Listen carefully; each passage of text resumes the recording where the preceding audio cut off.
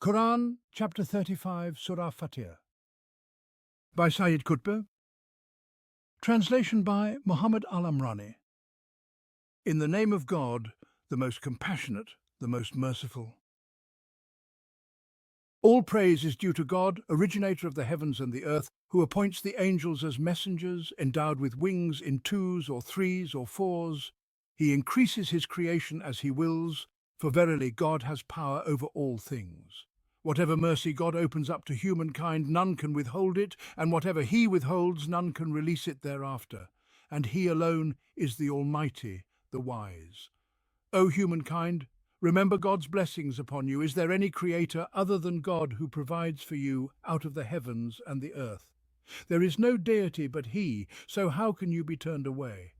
This Meccan surah has its own unique rhythm and structure, closely akin to the cadence of Surah Al-Ra'd.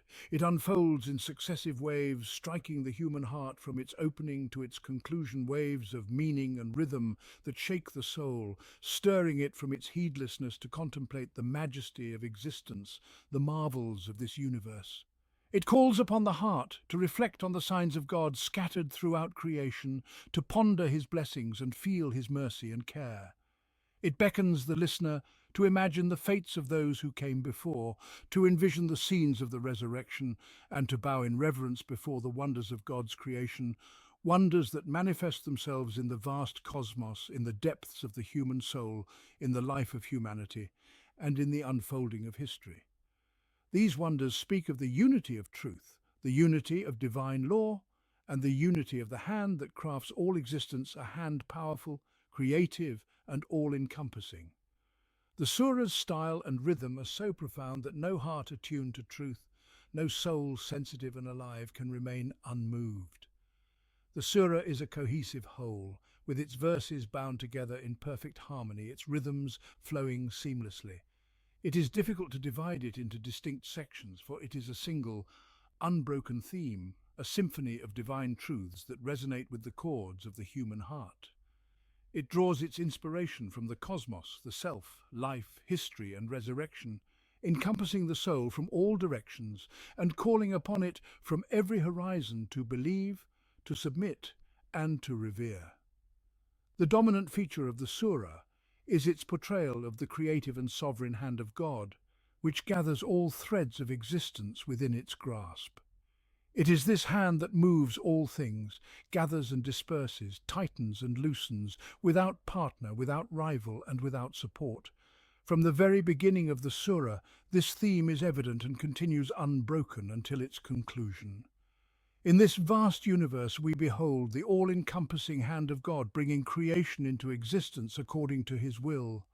All praise is due to God, originator of the heavens and the earth, who appoints the angels as messengers, endowed with wings in twos or threes or fours. He increases his creation as he wills, for verily God has power over all things. And this strong, sovereign hand opens to pour forth mercy in abundance, or closes to withhold it. None can challenge or rival it. Whatever mercy God opens up to humankind, none can withhold it, and whatever he withholds, none can release it thereafter. And he alone is the Almighty, the Wise. Even guidance and misguidance are acts of this mercy flowing forth or held back as he wills. For God leads astray whom he wills and guides whom he wills. Indeed, God causes whom he wills to hear, but you cannot make those in the graves hear. You are but a warner. It is this hand that creates life in the beginning and restores it at the resurrection. And it is God who sends the winds which stir up clouds, and we drive them to a lifeless land, and thereby we revive the earth after its death. Thus shall the resurrection be. And all might belongs to God alone, from whom it is derived. Whoever seeks might, let them know that all might belongs to God alone. Creation, constitution, progeny, and destiny, all threads are within his grasp. Not a single thread escapes his hold. And God created you from dust, then from a drop of fluid, and then he made you into pairs. No female conceives or gives birth except with his knowledge. Nor is anyone granted a long life or their life shortened, but it is written in a record. Verily all this is easy for God. In his grasp, too, are the keys to the heavens and the earth, as well as the movements of celestial bodies. He merges the night into the day, and he merges the day into the night. And he has subjected the sun and the moon, each running its course for an appointed term. Such is God, your sustainer, to him belongs all dominion. And those whom you invoke besides him do not own so much as the skin of a date stone. The creative hand of God works throughout the universe, giving life to all things and infusing them with beauty and diversity. Do you not see that God sends down water from the sky, bringing forth fruits of various colors? And in the mountains are streaks of white and red, of varying shades and intense black. And among humans, beasts and cattle are similarly diverse colors. Indeed, it is only those who are in awe of God among his servants who have true knowledge. This hand guides the steps of humanity and bestows the inheritance of the earth upon whom it wills. Then we bestowed the book upon those we chose from among our servants.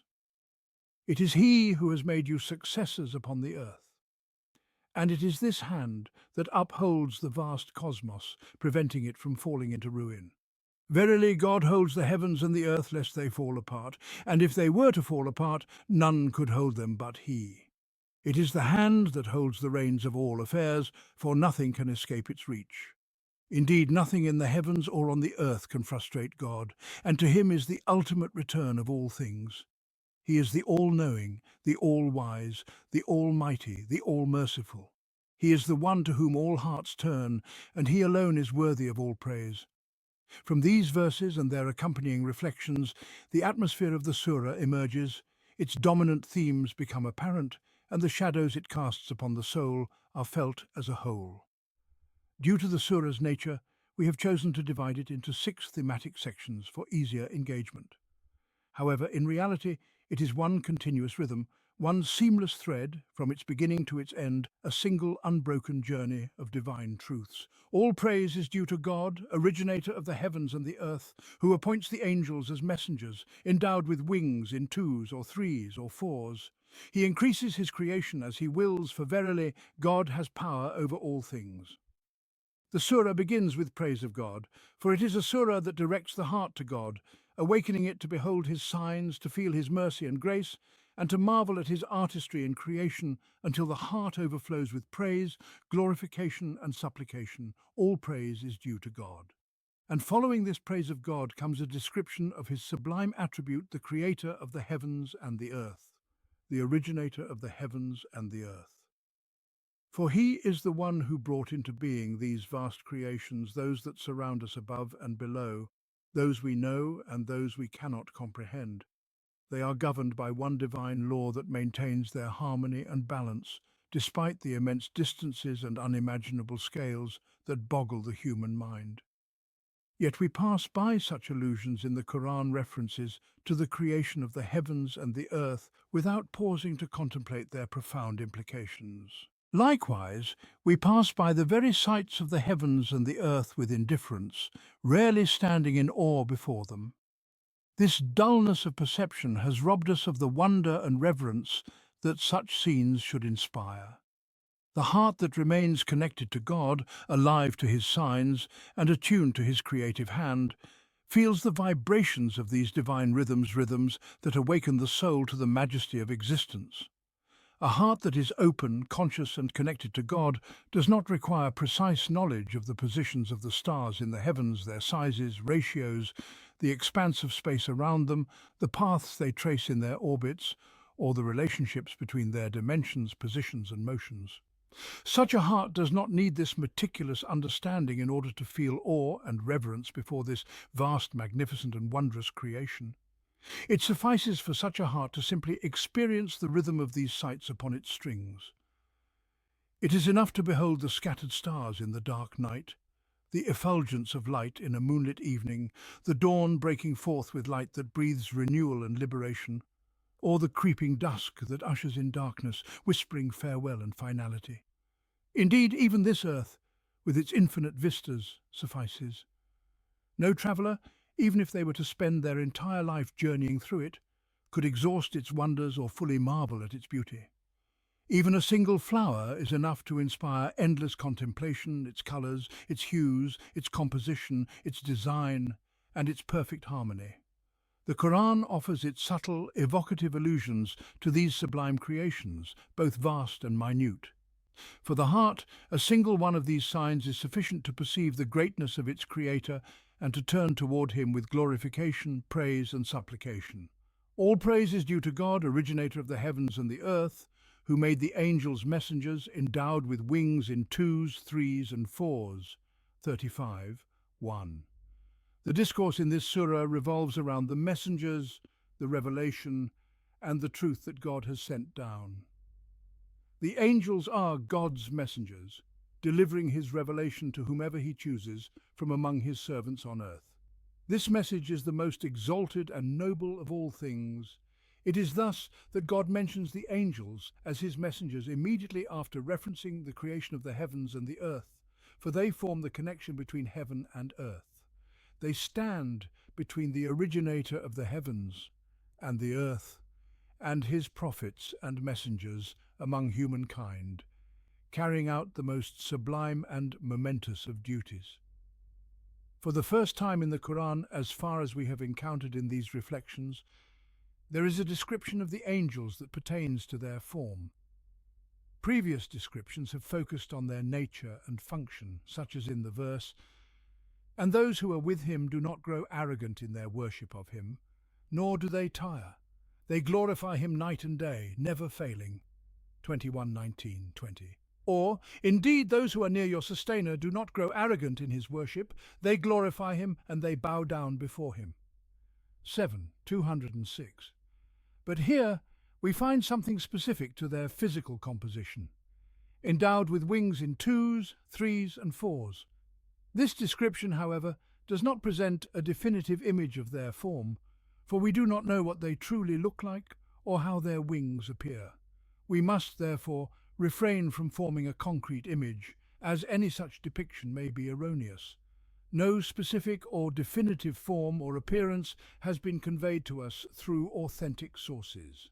What has been mentioned in the Qur'an is this: over it are angels, stern and severe, who do not disobey God in whatever he commands them, and who carry out what they are commanded.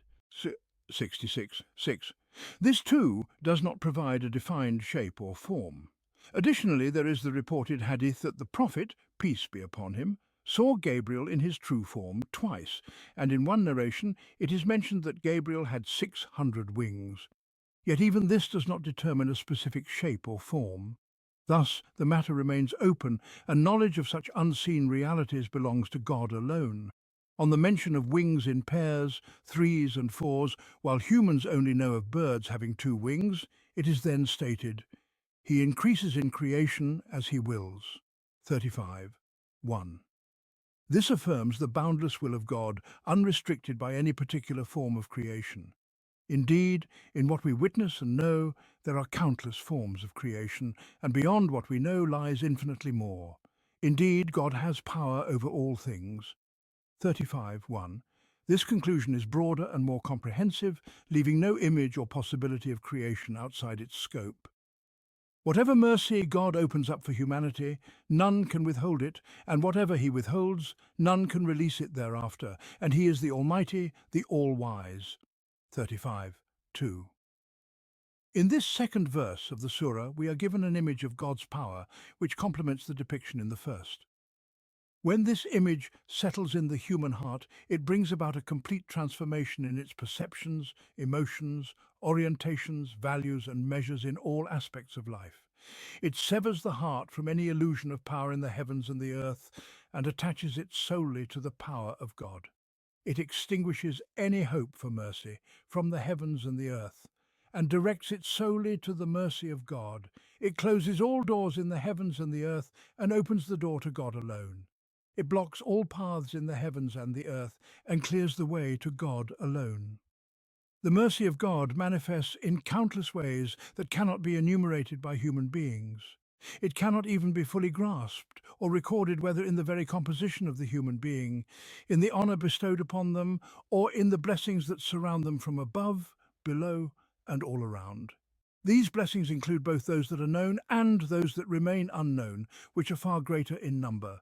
The mercy of God is evident in what he withholds, just as it is in what he bestows. Whoever God opens his mercy to will find it in all things, in every state and in every place. They will find it within themselves, in their emotions and in their surroundings, no matter where they are or how they are. Even if they lose everything that people ordinarily regard as deprivation, they will still find his mercy. Conversely, whoever God withholds his mercy from will be deprived of it in all things, in every state and in every place, even if they possess everything that people consider to be signs of abundance and favor. No blessing, if accompanied by the withholding of God's mercy, remains a blessing. It becomes instead a curse. And no trial, if accompanied by God's mercy, remains a trial. It becomes instead a blessing. A person may sleep upon thorns with God's mercy and find it a bed of ease, or they may sleep upon silk deprived of his mercy and find it to be thorns and anguish. They may face the most arduous of troubles with God's mercy and find it to be ease and relief. Or they may face the simplest of matters without his mercy and find it to be unbearable difficulty and hardship. With God's mercy, one can traverse dangers and perils, finding safety and peace. Without it, even the smoothest of paths becomes ruin and destruction. There is no constriction with God's mercy, only with its absence. No constriction, even if one finds themselves in the depths of a prison, amidst the flames of torment or at the brink of annihilation. And there is no spaciousness without his mercy, even if one luxuriates in the abundance of wealth and the ease of comfort. From within the soul, with God's mercy, springs forth the fountains of happiness, contentment and tranquility. And from within the soul, with its absence, spread the scorpions of anxiety, toil, exhaustion, and suffering. This is the door. If it is opened, all other doors may close, all other windows may be sealed, and all other paths may be blocked. Yet it does not matter, for this is the door of relief, expansiveness, ease, and prosperity. But if this door is closed, all other doors, windows, and paths may be opened. Yet it is of no benefit, for this is the door of distress, constriction, hardship, and torment. When this divine outpouring is opened, even if sustenance becomes scarce, dwelling becomes tight, life becomes rough, and the bed becomes thorny, it matters not, for this is abundance, comfort, tranquility, and joy. But when this outpouring is withheld, even if wealth overflows and all things come in abundance, it is of no avail, for this is hardship, anguish, and wretchedness. Wealth and children, health and strength, status and power, all of these become sources of worry, toil, and distress when God's mercy is withheld from them. But when God opens the doors of his mercy, they become sources of peace, rest, happiness, and assurance. God extends provision accompanied by his mercy, and it becomes a pleasant and blessed enjoyment, a life of ease in this world and provision for the hereafter. But he withholds his mercy, and that provision becomes a source of anxiety and fear, envy and hatred. It may bring deprivation through miserliness or illness, or it may lead to ruin through excess or recklessness. And God bestows progeny out of his mercy so that it may become an adornment of life, a source of joy, delight, and a means to multiply one's reward in the hereafter through righteous offspring who remember God. Yet when he withholds his mercy, the very progeny becomes a trial, a source of distress, toil, and misery, sleepless nights and exhausting days. And God grants health and strength alongside his grace so that it becomes a blessing, a means to live a wholesome life and a source of joy in existence. But when he restrains his grace, health and strength turn into a tribulation, a burden that drives a person to squander their vitality in pursuits that destroy the body and corrupt the soul, storing up for themselves misfortune on the day of reckoning. And God bestows power and prestige with his mercy so that they become tools of reform, sources of security, and means for storing up righteous deeds and noble legacies. But when God withholds his mercy, power and prestige turn into sources of anxiety over their loss, instruments of tyranny and arrogance, and causes of envy and resentment for the one who possesses them. Such a person finds neither rest nor contentment in their station, storing for themselves a vast deposit of torment in the hereafter. Abundant knowledge, long life, and honourable status, all these too transform and shift between states depending on whether God sends forth or withholds his grace. A little knowledge, when blessed by God, becomes fruitful and beneficial. A short life, when blessed by God, carries immense barakah, and modest possessions, when blessed by Him, become a wellspring of happiness. Nations, like individuals, and communities, like persons, are subject to the same patterns in every matter, in every condition, and in every circumstance. It is not difficult to draw analogies from these examples, and among the greatest signs of God's mercy is that you feel it in your heart. For His mercy envelops you, surrounds you, and overflows upon you. Yet your awareness of it, that you sense its presence, is itself a mercy. Your hope in it, your longing for it, is a mercy. Your trust in it, your expectation of it in every matter, is a mercy. True torment, on the other hand, is to be veiled from it, to despair of it, or to doubt its reality. Such torment, however, God never inflicts upon a believer. Indeed, none despairs of the mercy of God except those who disbelieve. The mercy of God is never beyond reach for anyone who seeks it, no matter where they may be or what state they are in. Abraham, peace be upon him, found it in the midst of the fire. Joseph, peace be upon him, found it in the depths of the well, as he later found it in the darkness of the prison. Jonah, peace be upon him, found it in the belly of the whale, engulfed by 3 layers of darkness. Moses, peace be upon him, found it in the river as a helpless infant devoid of strength or protection, just as he later found it in Pharaoh's palace, in the presence of an enemy lying in wait to destroy him. The companions of the cave found it in the seclusion of the cave, after having lost it in the palaces and dwellings of the world.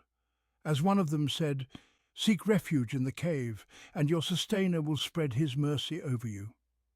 And the messenger of God, peace and blessings be upon him, and his companion found it in the cave, while their pursuers tracked them and followed their very footprints.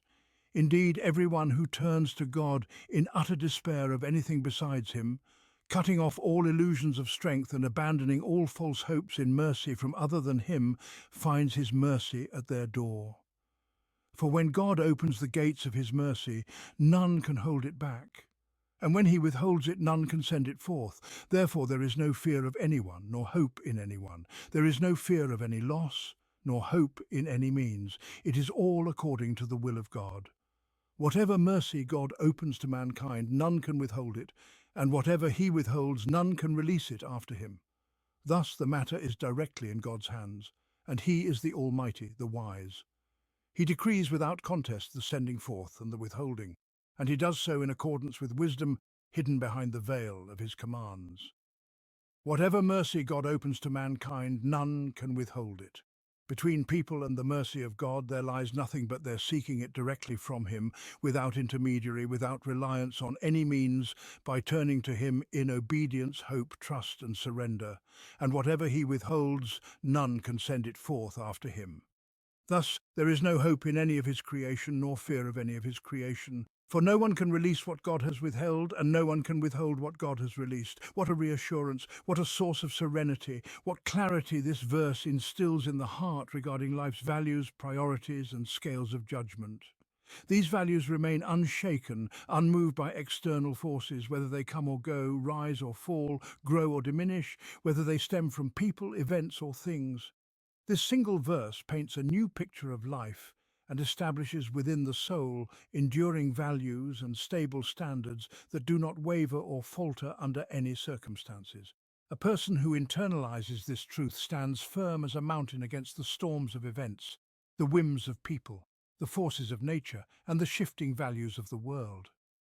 Neither mankind nor the jinn can alter the course of God's mercy. They cannot release God's mercy when He withholds it, nor can they withhold it when He releases it. And He is the Almighty, the Wise. Thus the Qur'an, through verses such as this, shaped a remarkable group of human beings in the early days of Islam, a group crafted by God's hand through His divine revelation. They were chosen to serve as instruments of divine will, establishing on earth the beliefs, values, and systems that God willed to manifest. They became living embodiments of the Quranic message, making real its truths in their lives and their society, truths that today may seem to us like myths or dreams. They were a destiny unleashed by God upon the earth, erasing and establishing in the lives of people and the world's realities what God willed to erase or establish. This was because they did not merely engage with the words of the Qur'an or its beautiful meanings, they lived its truths, experienced its realities, and embodied its spirit. And the Qur'an remains in the hands of people today, capable of shaping individuals and communities that, by God's will, erase and establish on earth as He wills, if only these truths become firmly rooted in their hearts, taken with utmost seriousness, and lived as tangible realities, felt as if touched by the hands and seen with the eyes.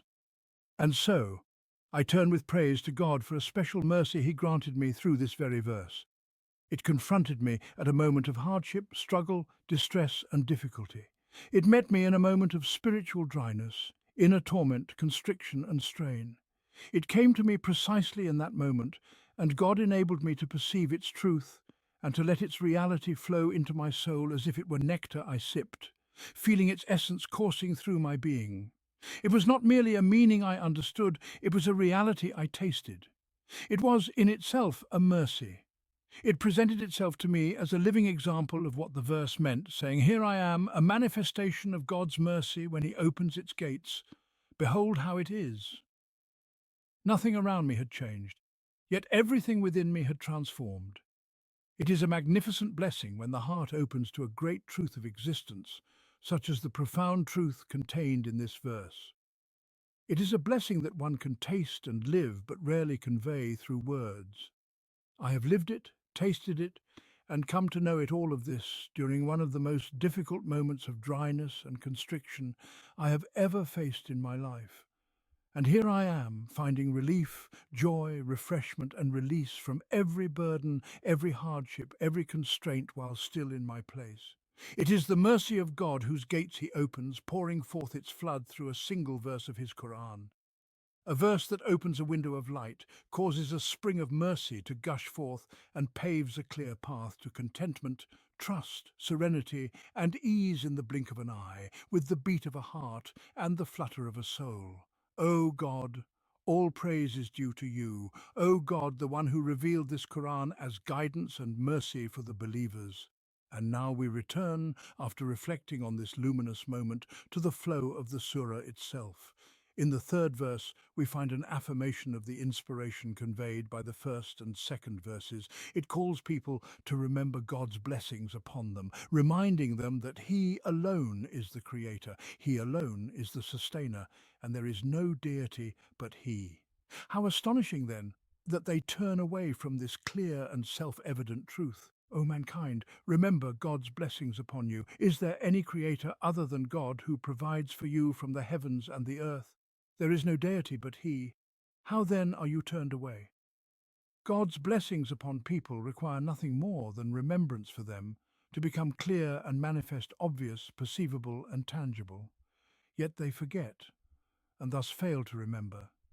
All around them the heavens and the earth pour forth endless blessings and sustenance. At every step, in every moment, the outpouring of God's grace and bounty descends upon them from the heavens and the earth, bestowed by the Creator upon His creation. Is there then any Creator other than Him who provides them with this boundless abundance that they hold in their hands? They cannot claim otherwise, not even in the depths of their most stubborn idolatry and misguided disbelief. If there is no other Creator and Sustainer but God, why do they not remember and give thanks? Why do they turn away from praising and worshipping God alone? There is no deity but He. How then are they turned away from belief in this undeniable truth? How astonishing that anyone could turn away from such a manifest reality, a reality evident in every morsel of sustenance they consume. How strange that one could fail to offer gratitude to God and sing His praises when there is no escape from acknowledging this self-evident truth. These three deeply powerful and resonant verses form the opening movement of the surah. Each of them contains an image that, when its profound meaning settles in the heart, creates a new being within the human soul. Together, they harmoniously weave a magnificent and integrated tapestry of faith, addressing the truth of God's oneness as Creator, His exclusive mercy, and His singular providence. And if they reject you, then surely messengers before you were also rejected, and to God all matters return. O mankind, Indeed, God's promise is true, so let not the life of this world deceive you, nor let the deceiver deceive you concerning God. Indeed, Satan is an enemy to you, so take him as an enemy. He only calls his followers to become companions of the blazing fire. Those who disbelieve will have a severe punishment, while those who believe and do righteous deeds will have forgiveness and a great reward. Is the one whose evil deeds are made to seem fair to him, the one who sees it as good, like the one rightly guided? Indeed, God leads astray whom he wills and guides whom he wills. So do not let yourself grieve over them in regret. Indeed, God is all-knowing of what they do. Thus ends the first movement of the Surah, marked by these deeply resonant chords and profound truths: the truth of God's oneness as the creator of all, the truth of his exclusive mercy, and the truth of his unique role as the sustainer. In the second movement, the Surah first addresses the Messenger of God, peace and blessings be upon him, offering him solace and reassurance in the face of their rejection of his message. It reminds him that all matters ultimately return to God. Then it turns to all humanity, calling out to them, declaring that God's promise is true. It warns them against succumbing to the deception of worldly life or being led astray by Satan, their eternal enemy, who seeks only to lead them to the blazing fire. It reveals the contrast between the fate of the believers and the fate of those deceived by this eternal adversary. Finally, it directs the prophet, peace and blessings be upon him, not to grieve over them in regret, for guidance and misguidance are in God's hands alone. God knows well what they do. The messenger, peace and blessings be upon him, is addressed directly. And if they reject you, then surely messengers before you were also rejected, and to God all matters return. These are the great self-evident truths. If they reject you, O messenger, do not be disheartened by their rejection, for you are not the first of the messengers to face such denial. Indeed, messengers before you were also rejected. All matters in the end belong to God. The task of delivering the message and their rejection of it are but means and causes. The ultimate outcomes are left entirely to God, who disposes of all affairs as he wills. Then comes the call to humanity. O mankind, indeed God's promise is true. So let not the life of this world deceive you, nor let the deceiver deceive you concerning God. God's promise is true.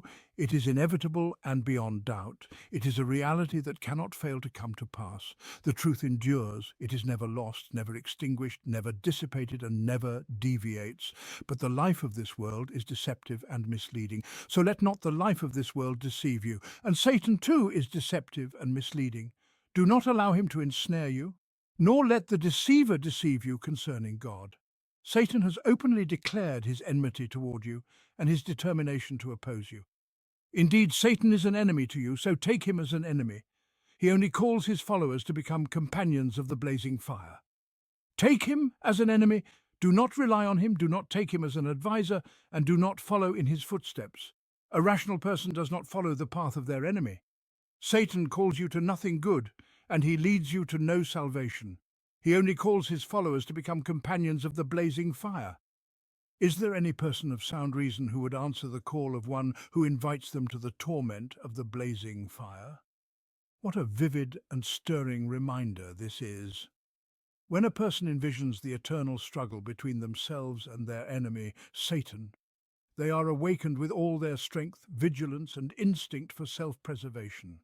They ready themselves to resist his whispers and temptations. They become alert to his subtle approaches and hasten to weigh every inner inclination against the divine standard God has provided, lest it be a hidden trap laid by their ancient foe. This state of vigilance is exactly what the Qur'an seeks to instill in the soul. It creates a constant readiness to repel the whispers of Satan and his temptations, just as a person is ever ready to ward off the advances of their enemy.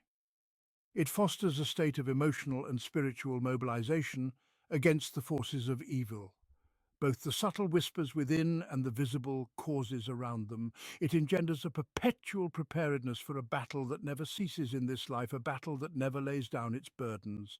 This state of readiness is reinforced through a portrayal of the fate awaiting those who respond to Satan's call, contrasted with the reward of those who oppose him. Those who disbelieve will have a severe punishment, while those who believe and do righteous deeds will have forgiveness and a great reward. The surah then illustrates the nature of delusion, the essence of Satan's work, and the door through which all evil enters the path of misguidance, from which no traveller returns once they have wandered far. Is the one whose evil deeds are made to seem fair to him, the one who sees it as good like the one rightly guided?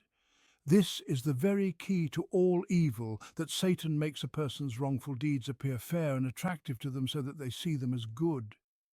They become enamored with themselves and everything that emanates from them. They never pause to examine their deeds for faults or shortcomings, convinced that they can do no wrong. They are certain they're always right, infatuated with everything related to themselves. The thought of self-accountability never crosses their mind, nor do they tolerate being held to account by anyone else. Their deeds, adorned in their own eyes, leave no room for criticism or acknowledgement of deficiency. This is the calamity that Satan inflicts upon a person. This is the leash by which he leads them to ruin and destruction. But those whom God wills to guide find within their hearts a sensitivity, a vigilance, a constant awareness, and an ongoing process of self-reckoning. They never feel secure from the designs of God or the fluctuations of the heart. They never feel safe from error, deficiency, or weakness. They are in a perpetual state of examining their deeds, holding themselves to account, and remaining wary of Satan. They are ever in need of God's aid. This is the dividing line between guidance and misguidance, between salvation and ruin. What a profound and delicate psychological truth the Qur'an conveys in just a few words. Is the one whose evil deeds are made to seem fair to him, the one who sees it as good like the rightly guided? It is the portrait of one utterly lost, ruined and bound for the worst of fates. The root of all this lies in that self-delusion, in that adornment of evil deeds, in that veil that blinds their heart and eyes from seeing the dangers of their path. They cannot improve their deeds because they are convinced of their perfection. They cannot correct their errors because they are certain they make none. They cannot reform what is corrupt because they believe it to be sound. And they never restrain themselves because they think every step they take is a step toward goodness. It is the gateway to evil, the window of ruin, and the key to ultimate misguidance. And it leaves the question unanswered. What of him whose evil deed has been made to seem fair to him, so that he regards it as good? A question that encompasses all possible answers. As though one might ask, can such a person ever hope for righteousness or repentance? Is he comparable to one who holds himself accountable and is ever conscious of God? Can he stand on par with the humble and God-fearing? And so on, through all the forms that an answer to such a question may take. It is a rhetorical style often repeated in the Qur'an, and the verse responds from afar with one such answer: Indeed, God lets go astray whom he wills and guides whom he wills. So do not let yourself waste away in sorrow over them. As if to say, this is one upon whom God has decreed misguidance, for he has earned it by allowing Satan to adorn his evil deeds, making them appear good, by having ventured through that gate from which no misguided soul ever returns. For verily, God lets go astray whom he wills, and he guides whom he wills, each in accordance with the nature of their path. The nature of misguidance is to perceive evil as good, and the nature of guidance lies in vigilance, self-accountability, and God-consciousness. And it is this distinction that marks the decisive boundary between guidance and misguidance. And since this is the reality of the matter, do not let yourself waste away in sorrow over them. For this affair, the affair of guidance and misguidance, is not within the power of any human being, not even that of the messenger of God, peace and blessings be upon him. It is solely the decree of God, for the hearts lie between two of his fingers, and he is the turner of hearts and eyes. And so God consoles his messenger and soothes him with this truth, so that his great and compassionate heart, ever anxious for his people, may find peace amidst their misguidance and the inevitable fate that awaits them because of it, and so that he may lay to rest the human yearning in his heart, a yearning to guide them, to make them see the truth that he has brought, which stands so clear before their very eyes. This yearning is a deeply human emotion, one that God, in his infinite compassion, understands and alleviates in his messenger. He reminds him that this matter is not his to bear, but rather it belongs to God alone. This is a condition experienced by all sincere callers to God, whenever they pour their hearts into their mission, perceiving the beauty and value of the truth they proclaim, and yet see people turning away from it, rejecting it, blind to its goodness and splendor, and deaf to its truth and perfection. It behooves such callers to remember this truth, the truth with which God comforted his messenger. They must dedicate all their effort to delivering the message, striving to their utmost. And then, having done so, they must not grieve over those whom God has not destined for righteousness and success. Indeed, God is all-knowing of what they do, for he apportions guidance or misguidance based on his perfect knowledge of the reality of their actions. God knows this reality even before it manifests, and he knows it after it has come to pass. He apportions their lot according to his eternal knowledge, yet he holds them accountable only for what they themselves bring into being. Thus concludes the second section of the surah, which is closely connected to the first and harmonizes with the section that follows. And it is God who sends forth the winds, so that they raise clouds, which we then drive to a dead land, bringing life to the earth after its death. Thus shall the resurrection be. 35:9. Whoever desires power and dignity, then all power belongs to God. Unto him ascends all goodly speech, and righteous deeds are exalted by him. But those who plot against truth shall face severe punishment, and their plotting will come to nothing. 35:10. And it is God who created you from dust, then from a drop of fluid, and then made you into pairs. And no female conceives or gives birth without his knowledge, nor is the life of any human being prolonged, nor does it diminish except in accordance with what is recorded in a book. Surely all this is easy for God. 35:11. And the two seas are not alike, one sweet and thirst-quenching, pleasant to drink, and the other salty and bitter. Yet from both you eat tender meat and extract ornaments to wear, and you see ships ploughing through them, so that you may seek of his bounty and render thanks. 35:12. He causes the night to merge into the day, and the day to merge into the night, and he has subjected the sun and the moon, each running its course for an appointed term. Such is God, your sustainer. To him belongs all dominion, and those whom you invoke besides him do not possess as much as the membrane of a date seed. 35:13. If you call upon them, they cannot hear your call, and even if they could hear, they could not respond to you. And on the day of resurrection they will disown your worship of them. And none can inform you as God, who is all-aware. 35:14. This third section offers successive glimpses into the cosmic realm, where the Qur'an presents the signs of faith derived from the manifest realities of creation, which are open to both sight and insight. These successive glimpses follow the discourse on guidance and misguidance, and on consoling the prophet, peace and blessings be upon him, regarding the indifference of those who turn away, entrusting their fate to the one who knows best what they do. Whoever wishes to believe will find the signs of faith displayed in the vast expanse of the universe clear and unmistakable, and whoever chooses to go astray does so in full awareness, for the evidence encompasses him from every side. In the spectacle of life emerging from death there is a sign, and in it lies evidence of resurrection and renewal. In the creation of man from dust and his evolution into a being of such complexity, there is a sign. Every stage of his creation and life unfolds according to a preordained plan recorded in a clear book. In the contrast between the two seas, one sweet and refreshing, the other salty and bitter, there is a sign. And within them lie blessings from God demanding gratitude and acknowledgement. In the alternation of night and day, as they meld and grow longer or shorter, there is a sign. In this is evidence of precise planning and governance, as is evident in the sun and the moon, subjected to their courses by an intricate and wondrous system. All these are signs and proofs displayed within the vast universe. This is God, the creator and master of all, and those whom people invoke besides him possess not even the membrane of a date seed. They do not hear nor can they respond, and on the day of resurrection they will disavow those who worship them. So, What is there after truth but misguidance?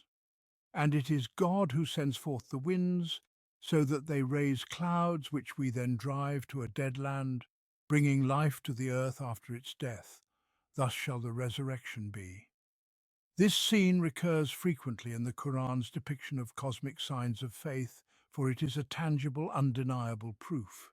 It stirs hearts when reflected upon with awareness, and it touches souls with profound inspiration. It is a scene of beauty, vitality, and wonder, especially in the desert, where today the ground is barren and lifeless, and tomorrow it bursts forth in green splendor after the rain. The Quran draws its inspiration from the familiar and accessible, from what people pass by heedlessly, yet when pondered with open eyes and hearts, it is marvelously miraculous and profoundly moving. From the image of life springing forth from death, the discourse takes a sublime leap to a deeper spiritual meaning, inviting the soul to a heightened state of awareness. The discourse transitions to the concept of dignity, elevation, strength, and transcendence. It links this noble concept to goodly speech, which ascends to God, and righteous deeds, which God exalts. At the same time, it presents the contrasting image, the image of evil, scheming, and malicious plotting, which inevitably leads to ruin and destruction. Whoever desires dignity, then all dignity belongs to God alone. Unto him ascends all goodly speech, and righteous deeds are exalted by him. But those who plot evil deeds for them await severe punishment, and their plotting will come to naught. Perhaps the connection between the life that springs forth from the dead earth and goodly speech and righteous deeds lies in the shared essence of wholesome life in both contexts. There's a profound bond between them, rooted in the very nature of the universe and of life itself, a connection that was previously alluded to in Surah Ibrahim. Do you not see how God compares a goodly word to a goodly tree? Its roots are firm, and its branches reach the sky, yielding its fruit at all times by its sustainers' leave. And God propounds parables unto men so that they may reflect. And the parable of an evil word is that of an evil tree. Uprooted from the surface of the earth, it has no stability. 14:24-26. This is a true and profound analogy, reflecting the nature of both words and trees, and the life and growth inherent in each. Just as a tree grows, extends its branches, and bears fruit, so too does a word. It grows, spreads, and yields results both in the material and the spiritual realms. The idolaters of Mecca clung to their polytheism in order to maintain their religious position in the city, a position that granted Quraysh authority over the surrounding tribes through shared belief. This authority, in turn, brought them a variety of material and social benefits, with dignity and strength paramount among them. It was for this reason that they said, "If we were to follow the guidance with you, we would be torn away from our land." 28:57. But God responds to them saying, "Whoever desires dignity, then all dignity belongs to God alone." This truth, once it takes root in the heart, transforms all values and standards, and reshapes both methods and strategies. For all dignity belongs to God alone. None of it resides with anyone else. Thus, whoever seeks dignity should seek it from its true source, for there is no other source. Let him seek it from God, for he will find it there and nowhere else. Neither in the shadow of any human being, nor through any worldly means will he find it. For all dignity belongs to God alone. Quraysh sought dignity from their hollow, fragile, polytheistic creed. They feared that following the truth which they admitted to be truth would harm their standing among the tribes. But those tribes, those clans, those people, they are not the source of dignity. They do not possess it, nor can they give it or take it away. For all dignity belongs to God alone. And if they have any strength, its ultimate source is God. If they have any protection, it is God who grants it. Therefore, whoever seeks dignity and strength should turn to the true source, not to those who merely borrow from it. Let him take from the origin, which alone holds all dignity, and not chase after the scraps and remnants of men who, like him, are but weak and needy petitioners. This is one of the fundamental truths of the Islamic creed. It is a truth that has the power to transform values, judgments, behavior, and approaches to life. Once this truth settles in a heart, It enables its possessor to stand tall before the entire world, dignified, noble, and unwavering. He will know the path to true dignity, a path that has no alternative. Such a person will never bow his head to an arrogant tyrant, nor to a raging storm, nor to a grave calamity, nor to a position of oppression, nor to a ruling authority, nor to any worldly interest, nor to any force on earth. Why should he?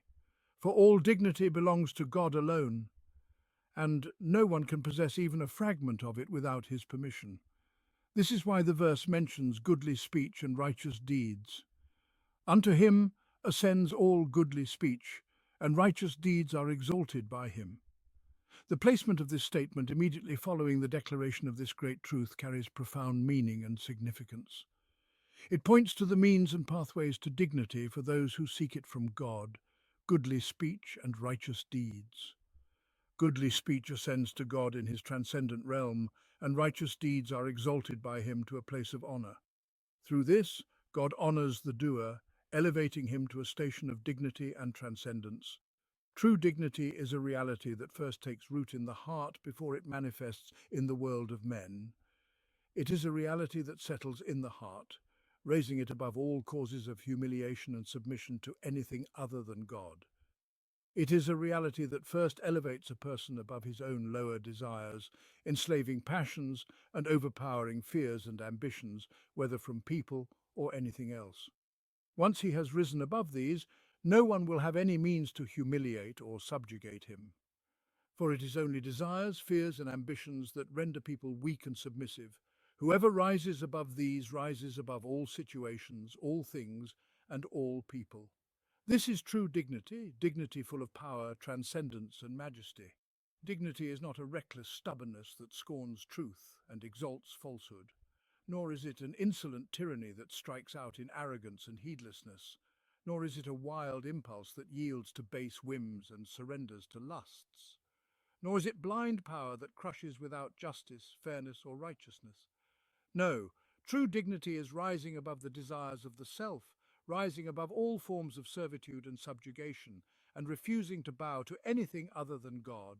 True dignity lies in humility before God, in awe and reverence toward him, in consciousness of him in both ease and adversity. From this humility before God, heads are raised with dignity. From this awe of God, hearts stand firm against whatever displeases him. From this consciousness of God, the soul seeks only his approval. This is the place of goodly speech and righteous deeds in the discussion of dignity. This is the connection between this concept and the broader context of the discourse. The contrast is then completed by the opposing image. But those who plot evil deeds for them awaits severe punishment, and their plotting will come to naught. Here the term plotting implies malicious scheming, often associated with evil intentions. These individuals will face severe punishment, and their scheming will amount to nothing. Their efforts will fail to thrive or bear fruit, much like barren land. This contrasts with the earlier image of fertile earth yielding life and abundance. Those who plot evil deeds do so in pursuit of false dignity and imagined superiority. Outwardly, they may appear elevated, dignified, and strong. Yet only goodly speech and righteous deeds ascend to God and bring true dignity in its broadest, most encompassing sense. As for evil plotting, whether in words or deeds, it leads not to dignity, even if it occasionally achieves tyrannical power. Its end is ruin and severe punishment. This is God's promise, and God never fails in his promise, even if he grants respite to the evildoers until the appointed time decreed in his perfect wisdom. The discourse then shifts to the first creation of man, following the discussion of life's origin in water. It describes the stages of human existence, from conception to the varying spans of life, all of which unfold within God's infinite knowledge. And God created you from dust, then from a drop of fluid, and then made you into pairs.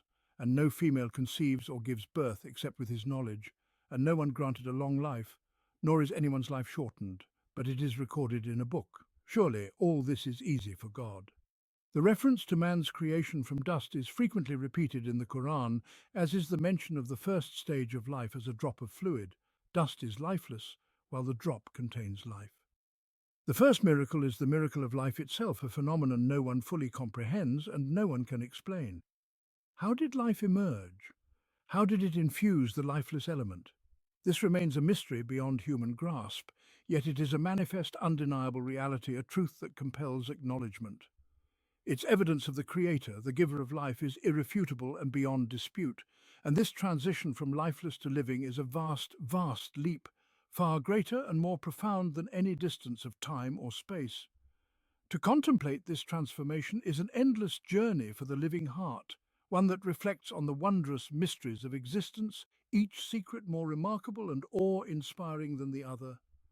And the transition thereafter, from the single-cell stage of the nutfa to the complete and balanced form of the fetus, when the distinction between male and female becomes apparent, is yet another extraordinary transformation. This is the stage to which the Quran alludes in the verse, "And then he made you into pairs." Whether this refers to the creation of male and female while still in the womb, or to the pairing of male and female after birth through marriage, the transition from the nutfa to these two distinct types is no less astonishing.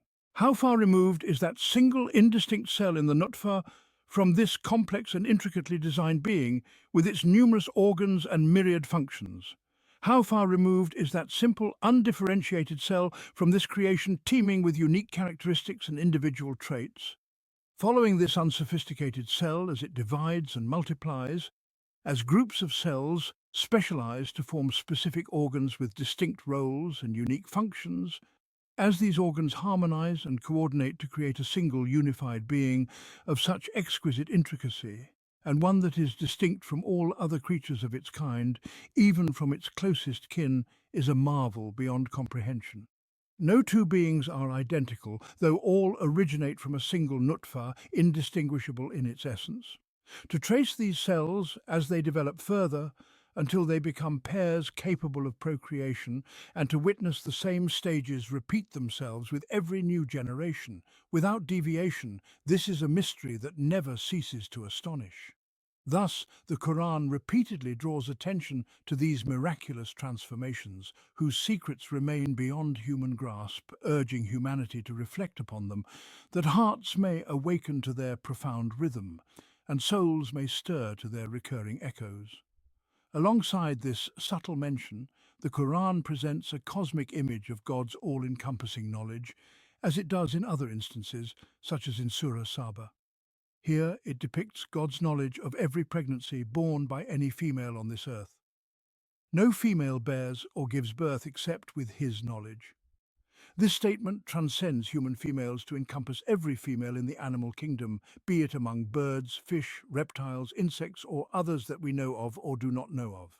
All of them bear and give birth, even those that lay eggs, for the egg itself is a form of pregnancy, albeit of a unique kind. It is an embryo that does not develop within the mother's body, but is laid as an egg and then continues its growth externally, either under the mother's care or through artificial incubation, until it becomes a fully formed being, hatches, and begins its ordinary development. God's knowledge encompasses every pregnancy and every delivery in this vast, sprawling universe. This depiction of God's infinite knowledge, expressed in such a wondrous manner, is beyond the scope of human imagination, whether in conception or expression. As we mentioned in Surah Saba, this in itself is evidence that this Quran was revealed by God. Such expressions are among the signs pointing to its uniquely divine origin. The same holds true for the reference to lifespan in the same verse. Nor is anyone granted a long life or has their life shortened, but that it is written in a record. Indeed, this is easy for God. If one's imagination ventures to contemplate and trace the lives of all living beings in this universe, trees, birds, animals, humans and others, differing in size, form, type, species, habitat and era, imagining every individual among this countless multitude, whose number none but their Creator knows, and then considers that each of them is granted a specific lifespan, either extended or shortened, in accordance with a precise measure decreed by God, and that this knowledge encompasses not only their overall lifespans, but also every part of their being, then one must stand in awe. This includes every leaf on every tree that either endures or withers and falls. It includes every feather on every bird that remains intact, or is carried away by the wind. It includes every horn on every animal that either persists or is broken in a struggle. It includes every eye and every hair on every human being, whether they remain or fall according to a known decree. All of this is recorded in a divine book, rooted in God's all-encompassing, precise knowledge. And none of this imposes any difficulty or effort upon him. Indeed, this is easy for God.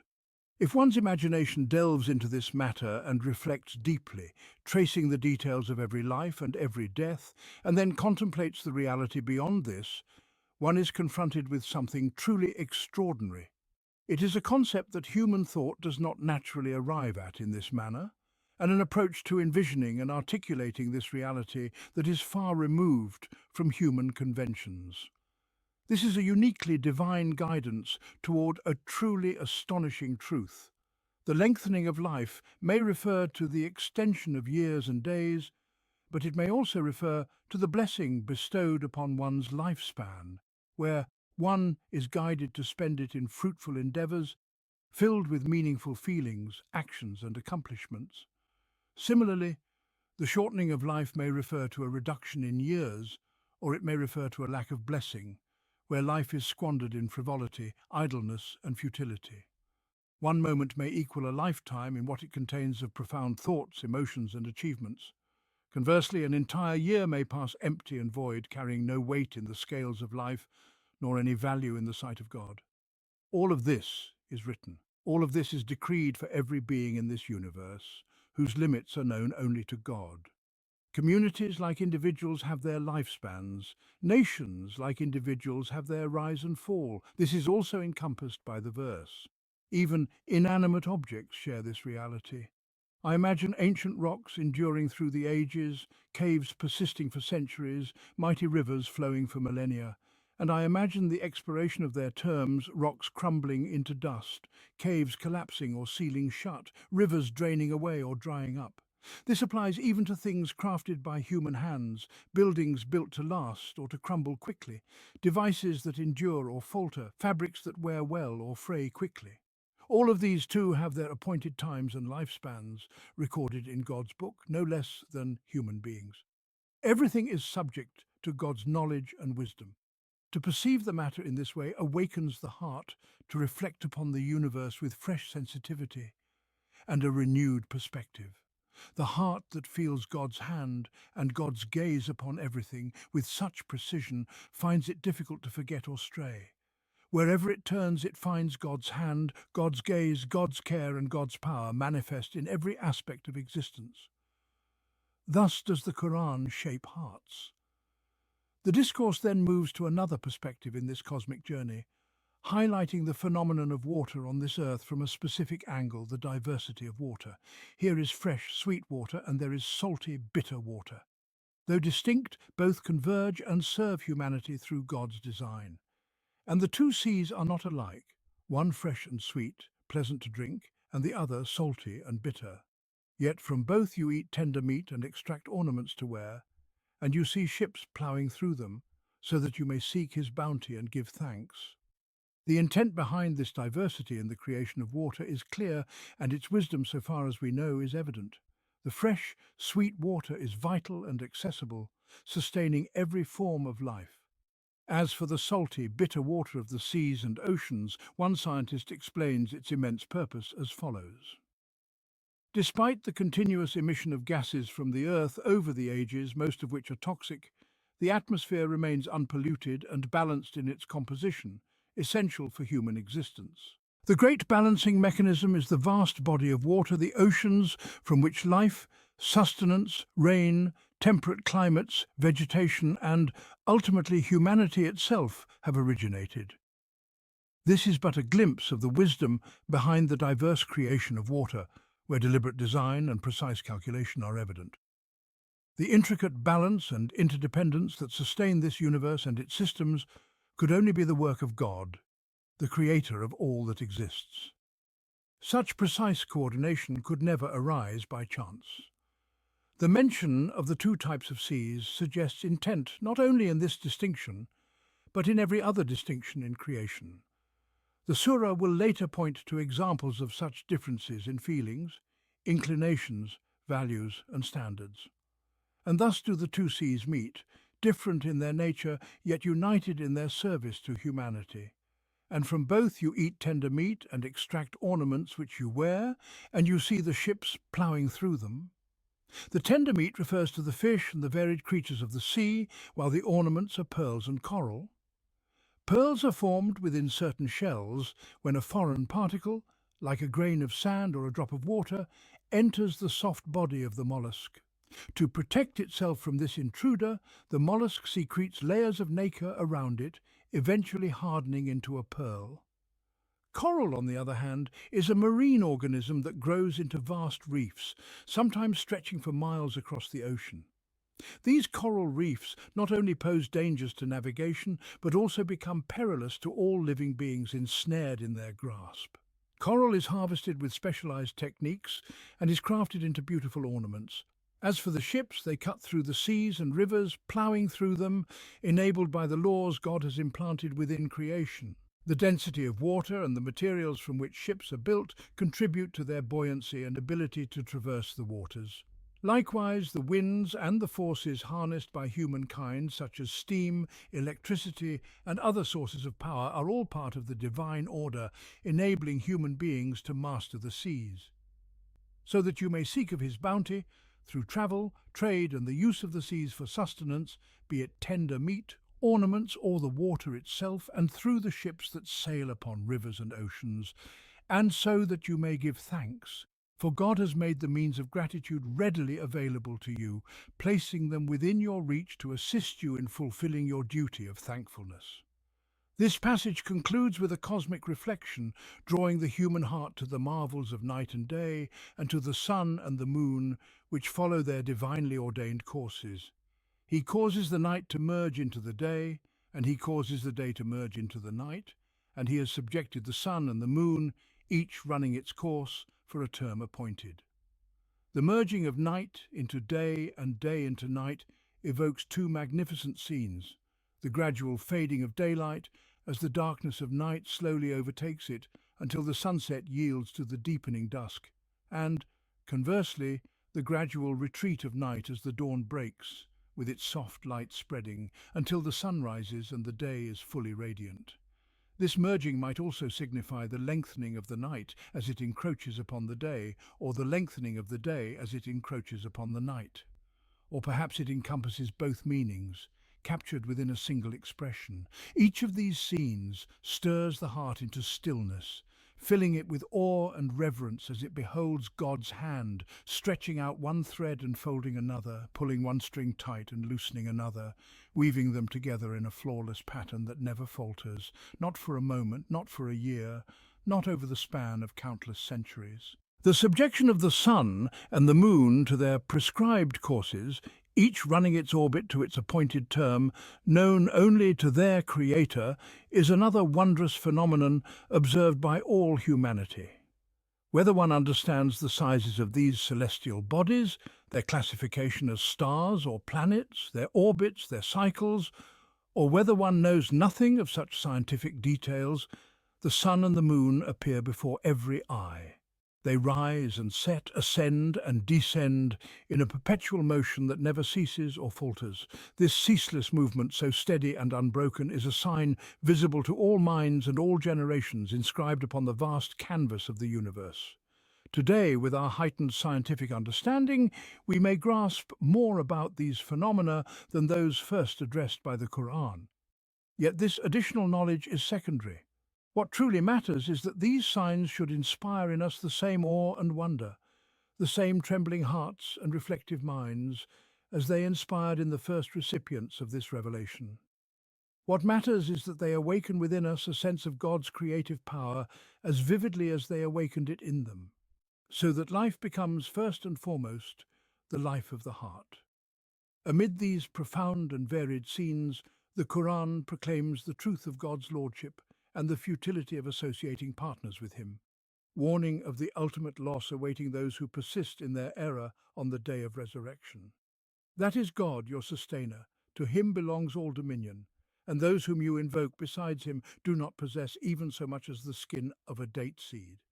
If you invoke them, they do not hear your call. And even if they were to hear, they would not respond to you. And on the day of resurrection, they will disown your ascribing partners to them. And none can inform you like the All-Aware. That is God, who sends the winds bearing clouds, who revives the earth after its death, who created you from dust, who made you into pairs, who knows what every female carries and what every womb diminishes or increases, who created the two seas, who merges the night into the day and the day into the night, and who subjected the sun and the moon to their appointed courses. That is God, your sustainer. To him belongs all dominion, and those you invoke besides him do not possess even so much as the skin of a date seed. The term date seed refers to the thin membrane that covers the pit of a date, a trivial and insignificant thing. Even this they do not possess. The Qur'an delves further into the reality of such deities. If you invoke them, they do not hear your call. For they are idols, statues, trees, stars, planets, angels, or jinn, none of whom possesses even a date seed. None of them hears the pleas of their worshippers, whether because they are lifeless objects incapable of hearing, or because they are beings beyond the realm of human communication. And even if they were to hear, they would not respond to you. Neither the jinn nor the angels possess the power to answer such prayers. The jinn are powerless, and the angels, far from aiding the misguided, will not respond to their pleas. This is the reality in this world. As for the hereafter, and on the day of resurrection, they will disown your ascribing partners to them. This is conveyed by the one who is all aware of everything, of every matter, of both this world and the next. And none can inform you like the all-aware. And thus, this passage concludes, leaving the human heart enriched with provisions sufficient for a lifetime, if only it would take heed. For a single passage from one surah of the Qur'an is enough for any heart that seeks guidance, for any soul that yearns for proof. O mankind, you are the ones in need of God, while God is the self-sufficient, the praiseworthy. 35:15.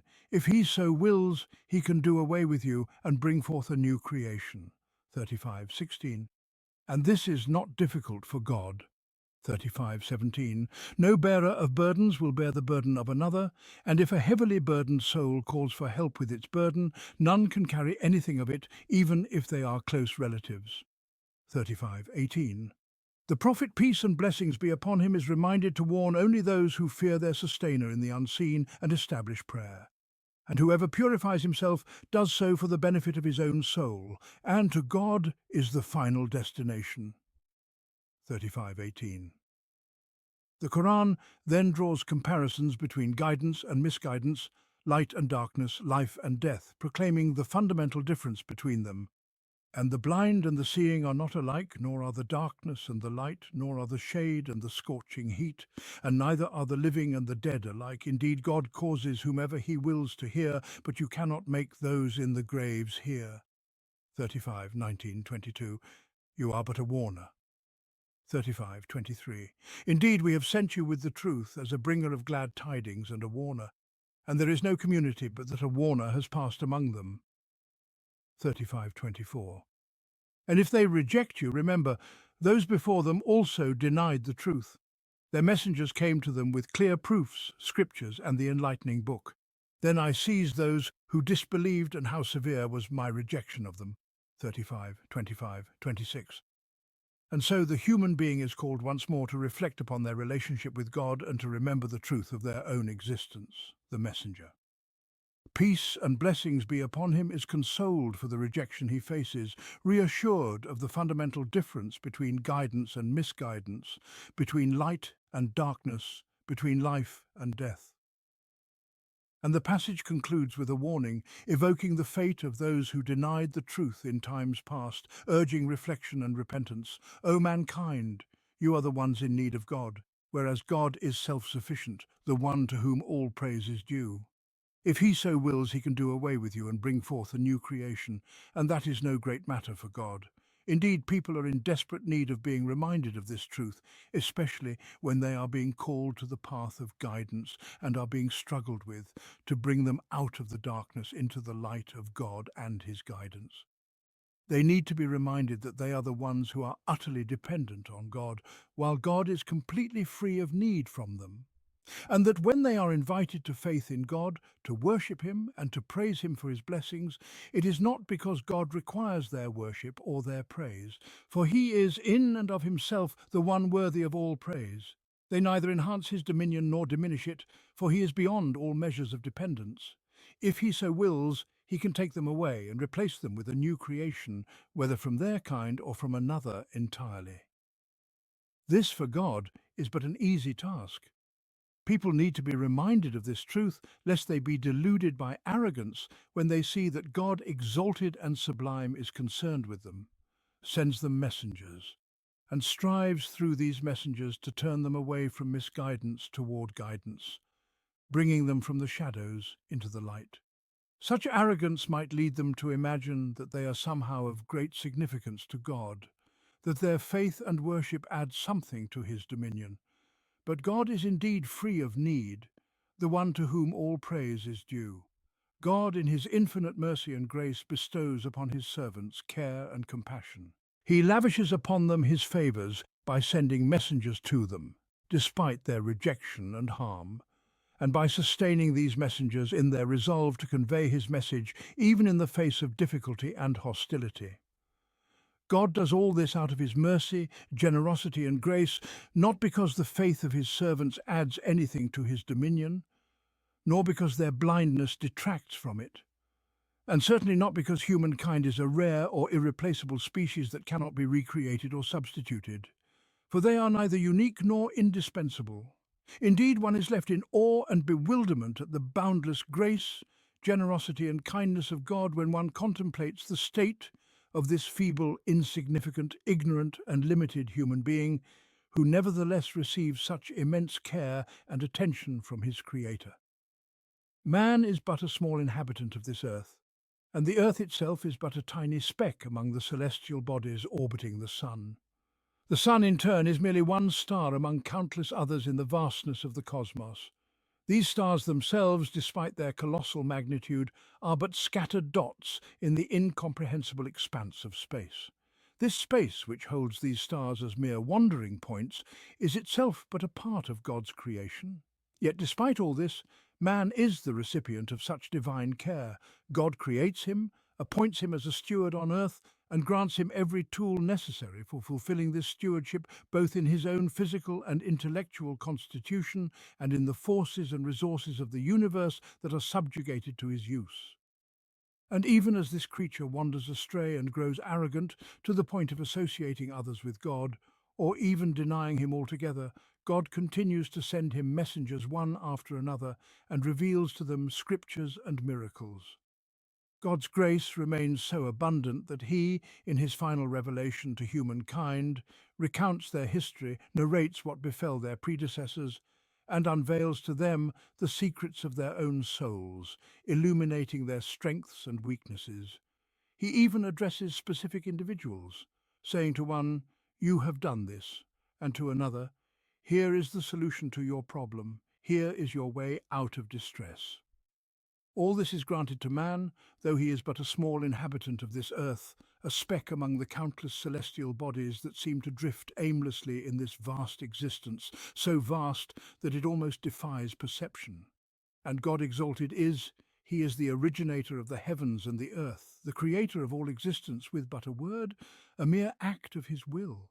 He is fully capable of creating a similar existence with but a word, with a mere act of His will. Human beings ought to recognize this truth so that they may grasp the extent of God's grace, care and mercy.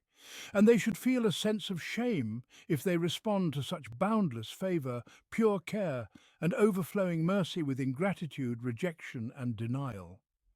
From this perspective, this truth is not merely an intellectual assertion, but a deeply moving, heartfelt touch. It is a truth that resonates within the soul, awakening it to its reality, and the Qur'an, in its unique style, touches human hearts with such truths. For when reality is unveiled, it has the most profound effect on the soul. The Qur'an is truth itself. It has been revealed in truth, speaks only the truth, satisfies only with truth, and points to nothing but the truth. Yet another profound truth is revealed here, the truth of individual responsibility and personal accountability. No soul shall bear the burden of another. The Prophet, Peace and blessings be upon him has no personal need for their guidance. His own reckoning rests upon his deeds alone.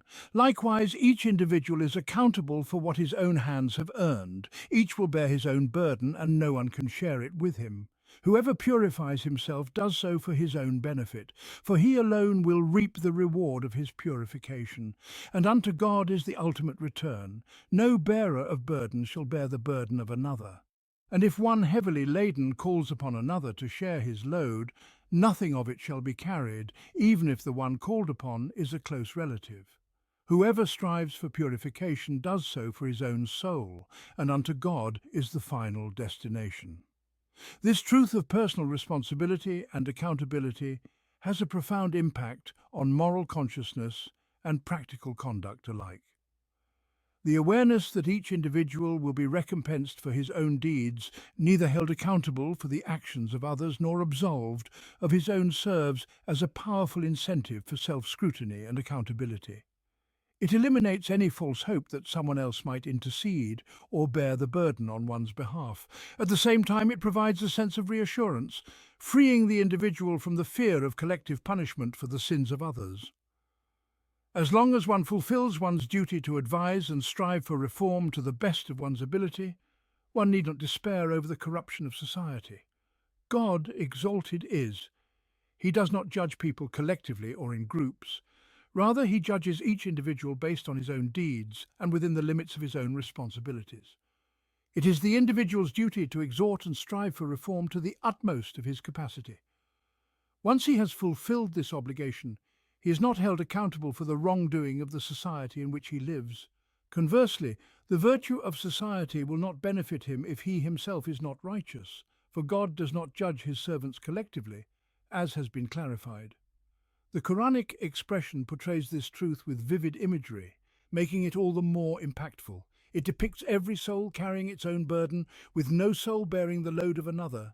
Even when a heavily burdened soul calls out to its closest kin to relieve it of some of its load, none will respond to its plea. It is as though we see a caravan of souls, each one struggling under the weight of its own burden, moving forward until it stands before the scales of justice. Each individual appears weary and exhausted, absorbed entirely in the weight of his own burden, utterly oblivious to both distant strangers and close relatives alike. Amid this imagery of the weary, burdened caravan, the prophet, peace and blessings be upon him, is addressed, "You can only warn those who fear their sustainer in secret and establish prayer." These are the ones who benefit from the warning, those who revere their sustainer without having seen him, and who establish prayer as a means of connecting with and worshipping him. These are the ones who respond to you and heed your call. As for those who neither fear God nor establish prayer, you bear no responsibility for them. And whoever purifies himself does so only for his own soul, neither for you nor for anyone else. He purifies himself to benefit from his own purity. For purification is a subtle, delicate essence. It encompasses the heart and its innermost feelings and emotions, as well as conduct, its directions and its consequences. It is an inspiring and lofty concept, and to God is the final return. He alone is the one who calls to account and grants recompense. No righteous deed escapes his notice, and no evil act eludes his judgment.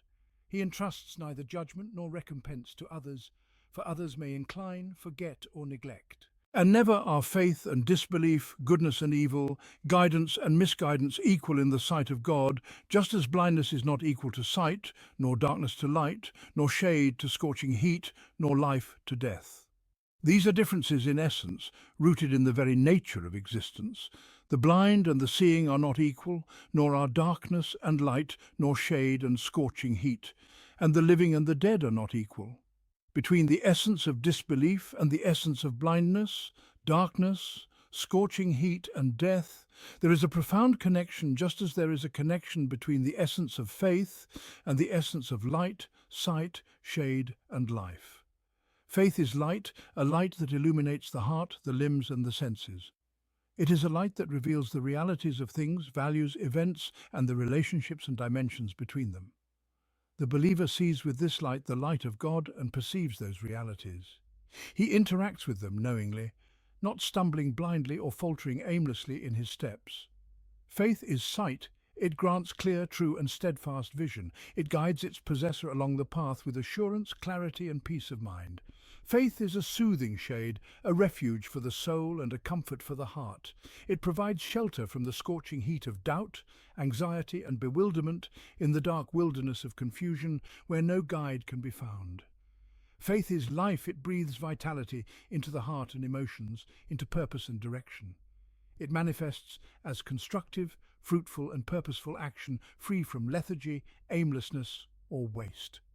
Disbelief, on the other hand, is blindness, a blindness rooted in the very nature of the heart.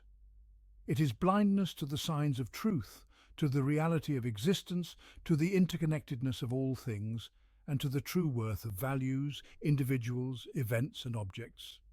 Disbelief is darkness, a profound and impenetrable darkness. When people distance themselves from the light of faith, they fall into various forms of darknesses that obscure the correct perception of anything. Disbelief is scorching heat, a searing torment that burns the heart with the flames of doubt, anxiety, and restlessness. It is an existence devoid of clarity of purpose or assurance of origin and destiny, an existence that ultimately leads to the searing flames of hell and the torment of its fire. Disbelief is death, a death of the conscience, a severance from the true source of life, and a disconnection from the path that leads to it. It is an inability to respond to or be moved by the influences of the true, life-giving fountainhead, rendering one incapable of contributing meaningfully to the course of life. Each has its essence, and each will receive its recompense. Never will one be equal to the other in the sight of God. Here, the prophet, peace and blessings be upon him, is addressed, consoled, and reassured as the boundaries of his mission are defined, to convey the message of God, leaving the outcome to the one who alone has control over it. Indeed, God causes whom he wills to hear. But you cannot make those in the graves hear. You are but a warner. Truly we have sent you with the truth as a bringer of glad tidings and a warner. And there is no nation but that a warner has passed among them. But if they deny you, then surely those before them also denied. Their messengers came to them with clear signs, scriptures, and the enlightening book. Then I seized those who disbelieved, so how severe was my retribution. Indeed, the differences in the way people respond to God's call are as inherent as the differences between sight and blindness, shade and scorching heat, light and darkness, life and death. These differences are rooted in the very fabric of the universe and human nature. Behind them all lies the wisdom and decree of God, who has power over all things. Thus the prophet is merely a warner, and human limitations restrict him to this role. He cannot make those in the graves hear, nor those whose hearts are dead, for they are like the inhabitants of graves. Only God has the power to make them hear as he wills, in accordance with his will and wisdom. What responsibility does the prophet bear for those who go astray, or for those who turn away, once he has fulfilled his duty, conveyed the trust, and delivered the message? Those who are destined by God to hear will hear, while those destined to turn away will turn away. Earlier, God had already said to his messenger, "So do not let yourself waste away in grief over them." Indeed, God sent him with the truth, as a bringer of glad tidings and a warner, just as he sent many messengers before him. There is not a single nation in history but that a warner has been sent among them. And there is no nation but that a warner has passed among them. If his people reject him, this is but the way of those who came before. It reflects neither a shortcoming in the messengers nor a deficiency in the evidence provided to them. But if they deny you, then surely those before them also denied. Their messengers came to them with clear signs, scriptures, and the enlightening book. The clear signs refer to the various forms of evidence given to the messengers, including the miraculous signs they were challenged to produce or used to challenge their people. The scriptures, Zuba, are the scattered writings containing admonitions, guidance, and commandments. The enlightening book most likely refers to the Torah, the scripture of Moses. All of these were denied by the nations to whom they were sent. This was the constant attitude of many peoples toward their messengers and the messages they carried. Thus, the prophet's experience is neither new nor unique. It is but a continuation of the pattern established among earlier generations. Here the Quran draws the attention of the disbelievers to the fate of those who rejected the truth before them, hoping that they may take heed. Then I seized those who disbelieved, so how severe was my retribution? This question is posed to evoke wonder and awe, so how severe was my retribution? Indeed, the retribution was severe, and the seizing was utterly destructive. Let those who persist in the ways of their predecessors beware, lest they meet the same fate as those who came before them. This is a powerful Quranic touch with which this passage concludes, bringing this phase of the discourse to an end before beginning a new phase in another domain.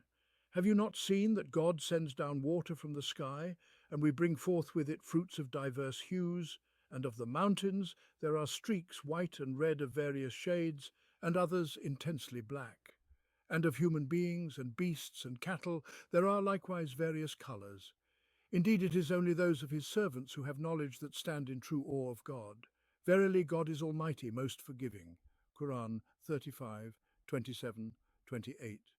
This is a reflection upon the great book of the cosmos and the revealed book of God, a contemplation of the wondrous, awe-inspiring pages of the cosmic book, with its dazzling diversity of colours, forms, and species, the varied hues of fruits, the multicoloured veins of the mountains, and the manifold colours of humankind, beasts, and cattle. All of these are astonishing signs spread across the open pages of this universal book. And then there is the revealed book, confirming the truths that came before it, and pointing to the inheritance of this book by the Muslim community. It speaks of the varying ranks of those who inherit it, and of the mercy and forgiveness that God bestows upon those who fall short. It describes their abode of eternal bliss, and in contrast, the torment awaiting the deniers of truth. This wondrous journey through the realms of diverse colours and signs concludes by affirming that all of it unfolds in accordance with God's perfect knowledge, for he is aware of what lies within the hearts. Have you not seen that God sends down water from the sky, and we bring forth with it fruits of diverse hues? And of the mountains there are streaks white and red of various shades, and others intensely black. And of human beings and beasts and cattle there are likewise various colours. Indeed, it is only those of his servants who have knowledge that stand in true awe of God. Verily, God is Almighty, most forgiving. This is a magnificent cosmic sign, one that points directly to the source of this revealed book. It is a sign that takes us on a journey across the earth, following the hues and shades that permeate all realms of existence, in the fruits, in the mountains, in humanity, in the beasts and cattle. In just a few words, it brings together the living and the non-living, encompassing all the earth, and leaves the heart in awe before this divine, beautiful and grand exhibition that includes everything upon this earth. The journey begins with the descent of water from the heavens and the birth of fruits in countless hues. Since this is a gallery of colours and patterns, only their hues are specifically mentioned here, and we bring forth with it fruits of diverse hues. The colours of fruits are a marvellous artistic display, one that no painter in any age could hope to replicate. Not only does each type of fruit possess its own distinct hue, but even among fruits of the same kind, there are endless variations in shade and tone. If one looks closely at two fruits from the same tree, one will see subtle differences in their colouring. From the vibrant hues of fruits, the verse transitions to the colours of the mountains, a shift that might seem surprising at first glance, but one that feels natural when viewed through the lens of colour study. The colours of rocks bear an uncanny resemblance to those of fruits in their variety and multiplicity. Sometimes, the very shapes and sizes of rocks resemble fruits so closely that one can hardly distinguish between the two. And of the mountains there are streaks white and red of various shades, and others intensely black. The term judad refers to the veins, paths and streaks within the mountains. The description in this verse is strikingly accurate. The white streaks in the mountains vary among themselves, as do the red streaks. They differ in their shades, their undertones, and the intermingling of other colours within them. Then there are the streaks that are intensely black, utterly dark and profound in their blackness. This reference to the colours of rocks, placed alongside the colours of fruits, stirs the soul deeply. It awakens within it a refined aesthetic sense that perceives beauty in its abstract form, finding it as much in a rock as in a fruit.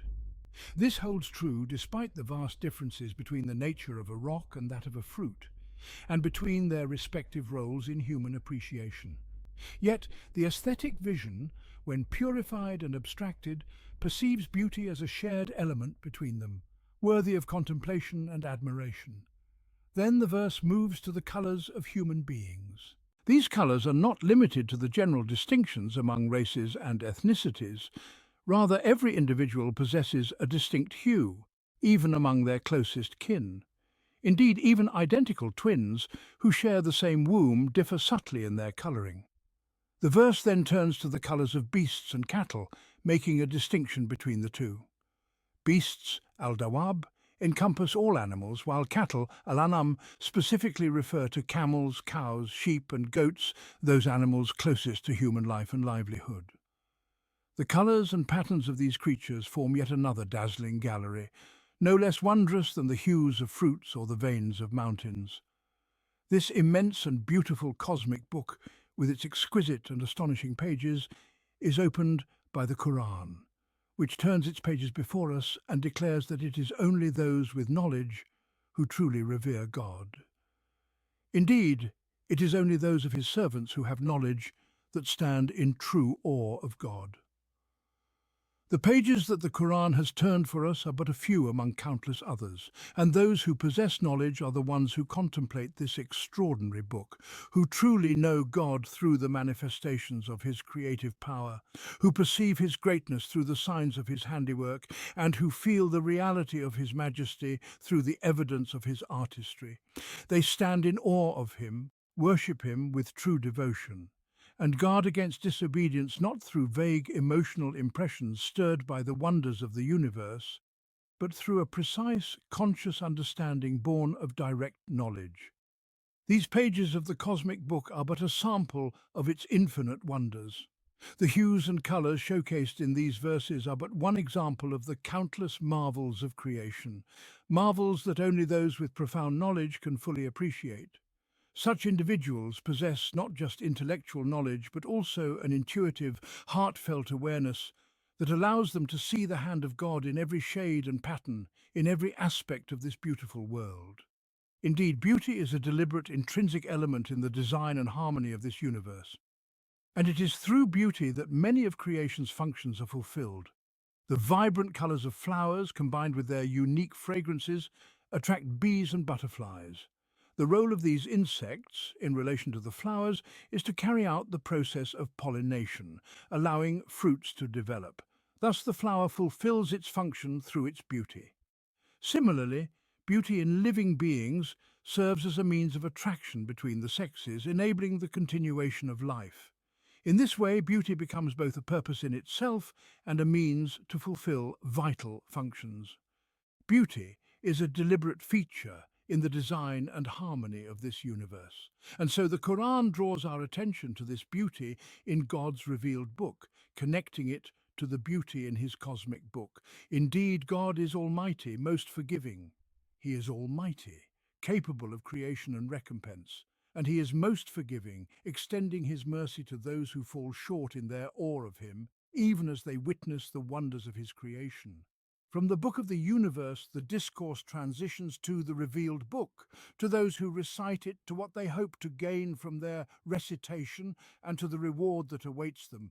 Verily, those who recite the book of God and are constant in prayer and spend both secretly and openly out of what we have provided for them, hope for a trade that will never fail, so that he may give them their rewards in full and grant them yet more out of his bounty. For verily he is much forgiving, ever responsive to gratitude. And reciting the book of God means something far greater than merely passing one's eyes over its words or uttering them aloud. It signifies recitation with contemplation, leading to understanding, to a heartfelt influence, and ultimately to action and conduct. Thus, it is followed by the establishment of prayer and by spending secretly and openly out of the sustenance provided by God. Their hope through all of this is for a trade that will never fail. They are fully aware that what is with God is far better than what they spend. They engage in a trade that is profitable and guaranteed to reap reward. Their transaction is solely with God, the most rewarding of all dealings, and they trade for the hereafter, the most lucrative of all trades. This trade leads to the fulfillment of their recompense and the increase of his bounty upon them. Verily, he is much forgiving, ever responsive to gratitude. He forgives their shortcomings and appreciates their efforts, and his gratitude as befits his majesty is a metaphor for his acceptance, his pleasure, and his generous recompense. Yet, this expression inspires within his servants a sense of emulation and reverence. If he, the Almighty, thanks his servants for their efforts, how could they not thank him for his boundless gifts? Then follows a reference to the nature of the book and the truth contained therein as a prelude to the discussion about the inheritors of this divine scripture. And that which we have revealed to you of the book is the truth, confirming what came before it. Verily, God is fully aware of his servants and sees all things. The signs of truth within this book are evident in its very essence. It is the perfect articulation of the reality of this universe. It is the spoken page, while the universe is the silent one. It confirms the earlier scriptures that came from the same source. Truth is one and indivisible, both within this book and those that preceded it. And the one who revealed it did so with full knowledge of his servants, of what benefits them and what is best suited to their well-being. Verily, God is fully aware of his servants and sees all things. This, then, is the book in its essence. And God has chosen this Muslim community to inherit it. He has singled them out for this responsibility, as he says in his book, "Then we cause to inherit the book those whom we chose from among our servants." These words, so majestic, ought to fill this community with a sense of honor for being chosen by God, while simultaneously instilling within them a profound awareness of the immense responsibility entailed by this selection and inheritance. It is a weighty responsibility laden with obligations. Will this chosen community listen and respond? God, in his infinite mercy, has honored this community by selecting them as heirs to his book, and he has further honored them by extending his bounty to all of them, even to those who fall short. Among them are those who wrong their own souls, and among them are those who follow a middle course, and among them are those who, by God's leave, excel in good deeds. The first group mentioned first, perhaps because they are the most numerous, are those who wrong their own souls, whose misdeeds outweigh their good deeds. The second group is the moderate ones, those who follow a middle course, whose good deeds and misdeeds are balanced. And the third group are those who excel in good deeds by God's leave, whose good deeds outweigh their failings. Yet God's grace encompasses all three groups. They all ultimately attain paradise and the blessings described in the following verses, though their ranks vary. Here we refrain from delving into details beyond what the Qur'an itself presents in this context. The honor of this community through their selection and God's unparalleled generosity in his reward. This is the overarching theme conveyed here, the destiny to which this community is bound by God's grace. What precedes this ultimate destiny, what may befall them in the interim, is folded away as it lies within God's knowledge. Thus, the preliminary stages of recompense are set aside to focus on the final, eternal reward God has prepared for this community in all its diversity. This is the supreme triumph, gardens of perpetual bliss, which they shall enter, bedecked with bracelets of gold and pearls, and their garments therein will be of silk. And they will say, "All praise is due to God, who has removed all sorrow from us." Verily, our Sustainer is much forgiving, ever responsive to gratitude, he who, out of his bounty, has made us dwell in this abode of everlasting life, wherein no toil shall touch us, nor weariness. This scene unfolds with both tangible physical bliss and profound spiritual joy. They are bedecked with bracelets of gold and pearls, and their garments are of silk, elements of material delight that satisfy the soul's natural inclinations.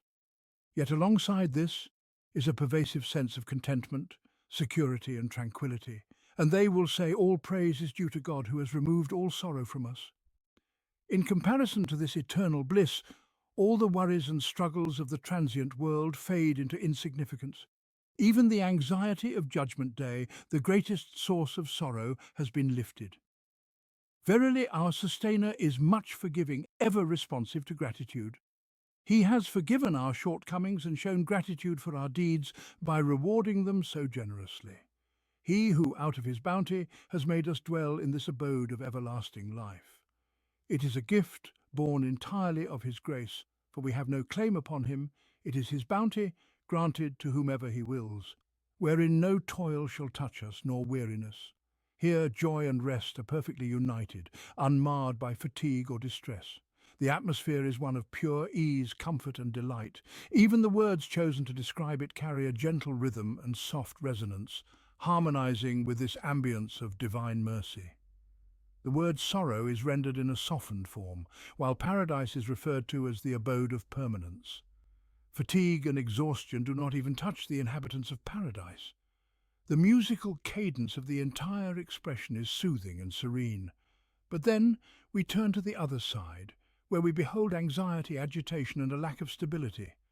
But as for those who deny the truth, theirs will be the fire of hell, wherein they shall neither be done to death so that they might die, nor shall aught of its suffering be lightened for them. Neither this nor that, no respite, not even in death. Even the mercy of death is denied to them. Thus do we requite all who are utterly ungrateful. And now a harsh, grating sound reaches our ears, a voice hoarse, strained and echoing from every direction. It is the voice of those cast into hell, and they will cry aloud therein. Even the very sound of the word cry aloud conveys its meaning, hoarse and choking, laden with despair. And what is it they cry? They plead, "Our Sustainer, bring us out, so that we may do righteous deeds other than those we used to do." It is repentance, confession, and regret, but all too late. For now comes the decisive response, laced with reproach. Have we not given you a life long enough for anyone who was willing to take heed to do so?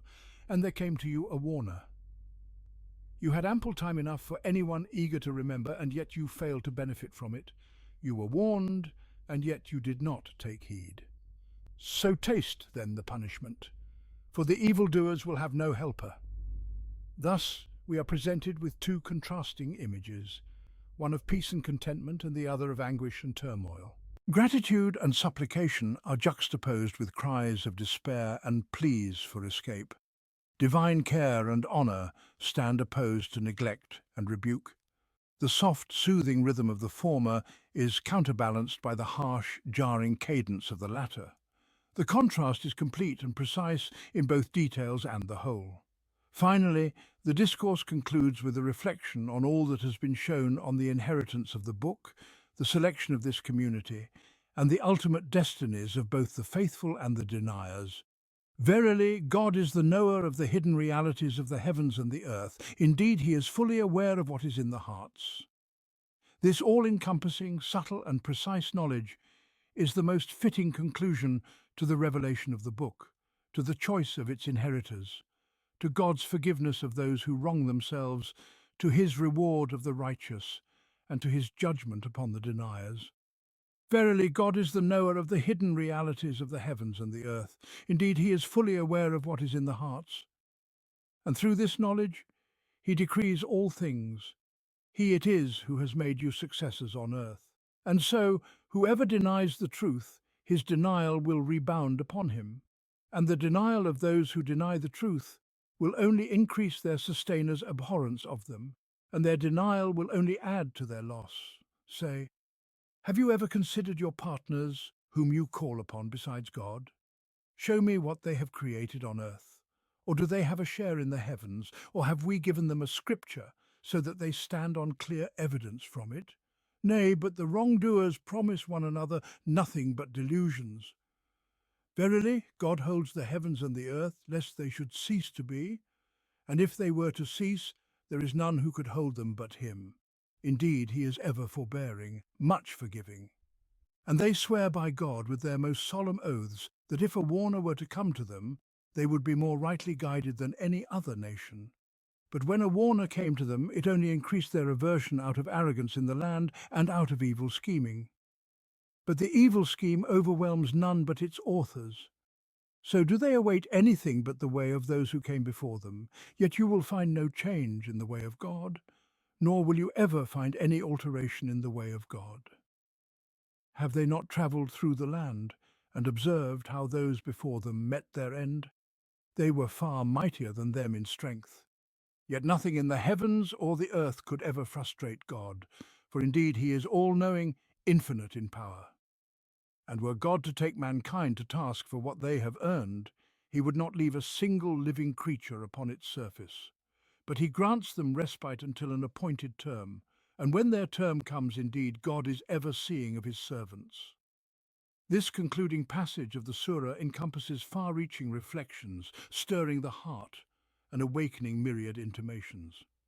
It embarks on an expansive journey with humankind across successive generations, each inheriting the earth from the one before it. It invites humanity to search the heavens and the earth for any trace of the so-called partners they invoke besides God. It takes us through the heavens and the earth again to witness God's mighty hand preserving them from collapse. It journeys alongside the deniers of these signs, those who once vowed that if a warner were to come to them, they would follow guidance better than any other nation, only to break their vow in arrogant defiance when the warner did arrive. Then, it bids us reflect upon the fate of those who denied the truth before them, whose ruins stand as a testament to their destruction, and warns the deniers that the wheel of God's decree will not be stopped from turning. Finally, the passage ends with a striking, awe-inspiring statement. And were God to take mankind to task for what they have earned, he would not leave a single living creature upon its surface. This is a profound reminder of God's immense grace in granting humanity respite, delaying his reckoning until its appointed time. He it is who has made you successors on earth. Generations succeed one another on this earth, one passing away and another rising to take its place, one dominion fading and another emerging, one flame extinguished and another ignited. This endless cycle of disappearance and emergence across the ages ought to awaken the hearts of humankind. It should remind those who live today that they too will one day be gone, leaving their traces for others to ponder, just as they now contemplate the traces of those who came before them. It should awaken them to the hand that governs lifetimes, turns the sceptre of power, alternates dominions, grants sovereignty, and makes one generation the heir of another. Everything fades, perishes, and disappears, while God alone remains, eternal and unchanging. And how could anyone or anything claim permanence when the very nature of existence is transient? Each person is but a traveller on a journey with a predetermined end, whose deeds and legacy will be judged by those who come after, and ultimately by the one who will hold them accountable for all they said and did. Thus, it behooves every person to make the most of their fleeting sojourn on earth, to leave behind a noble memory, and to send ahead deeds that will benefit them in their eternal abode. These are the thoughts that stir the heart as one contemplates the spectacle of passing and rising, of emergence and decline, of the ebb and flow of nations, and of the fleeting nature of life itself. He it is who has made you successors on earth. And in the shadow of this vivid unfolding scene, the reminder of individual accountability is laid bare. None can bear the burden of another, nor can anyone shield another from the consequences of their deeds. The passage draws attention to humanity's current state of denial, disbelief and waywardness, and to the dire consequences that await them in the end. And so, whoever denies the truth, his denial will rebound upon him. And the denial of those who deny the truth will only increase their sustainers' abhorrence of them, and their denial will only add to their loss. Abhorrence is the most intense form of loathing, and when one is loathed by their sustainer, what loss could be more devastating than this? Indeed, this divine abhorrence in and of itself is a loss that surpasses all other losses. The next journey takes us through the heavens and the earth, searching for any trace or sign of the so-called partners whom the deniers invoke besides God. But the heavens and the earth bear no witness to them and know nothing of their existence. Say, have you ever considered your partners whom you call upon besides God? Show me what they have created on earth, or do they have a share in the heavens? Or have we given them a scripture so that they stand on clear evidence from it? Nay, but the wrongdoers promise one another nothing but delusions. The argument is clear, the evidence undeniable. This earth, with all that it contains, can any part of it, any single thing, be attributed to a creator other than God? Everything in existence testifies against such an audacious claim. Everything cries out that its creator is God alone, bearing the unmistakable mark of his handiwork, a craftsmanship so unique that none can imitate it, not even the finite works of mortal hands. Or do they have a share in the heavens? This is even more absurd. None dares claim that these imagined gods have any role in the creation or ownership of the heavens, no matter what form these deities take. Even those who once associated the jinn or angels with God limited their claims to seeking the jinn's aid in obtaining heavenly tidings or interceding with the angels for divine favour. At no point did their claims extend to alleging that these beings shared in the heavens themselves, or have we given them a scripture so that they stand on clear evidence from it? Even this possibility that God might have granted these alleged partners a scripture providing their followers with clarity and certainty was never claimed by the deniers. This rhetorical question suggests a deeper implication, that the source of true belief must always be a clear revelation from God. It highlights that no such scripture exists for these false partners, while the messenger has brought a revealed book, clear and indisputable, from God himself. Why, then, do they turn away from it, when it is the only true source of faith? Indeed, the wrongdoers deceive one another with nothing but delusion. The wrongdoers assure one another that their way is the best, and that they will surely prevail in the end. But they are nothing but deluded fools, beguiling each other with falsehoods and living in a self-deception that avails them nothing. And then, after denying any mention or trace of partners in the heavens or on earth, the third passage unveils the mighty hand of God, firm and irresistible, upholding the heavens and the earth, preserving them and governing their affairs without any partner. Verily God holds the heavens and the earth lest they should cease to be, and if they were to cease, none could hold them back after him. Truly, he is most forbearing, all-forgiving. Consider then the heavens and the earth, and the countless celestial bodies scattered across the vastness of that limitless space. All these remain suspended in their positions, revolving in their orbits, preserving their paths without deviation or disruption, neither slowing nor hastening in their movements. And yet they stand without columns, are bound by no ropes, and rest upon no foundation that we can perceive. A contemplative gaze upon these awe-inspiring and wondrous creations is enough to open one's inner sight to the unseen, all-powerful hand that sustains and preserves them from perishing.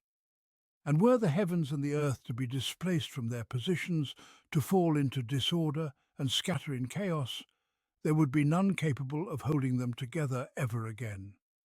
This is the end point foretold repeatedly in the Qur'an, the inevitable dissolution of this world. When the cosmic order collapses, the orbits are disrupted, and everything is scattered into the void, beyond the grasp of any hand. This is the appointed time, decreed for judgment and recompense, when the deeds of this fleeting earthly life will be weighed, and humankind will be ushered into the next world, a world wholly unlike this one, in both its nature and essence.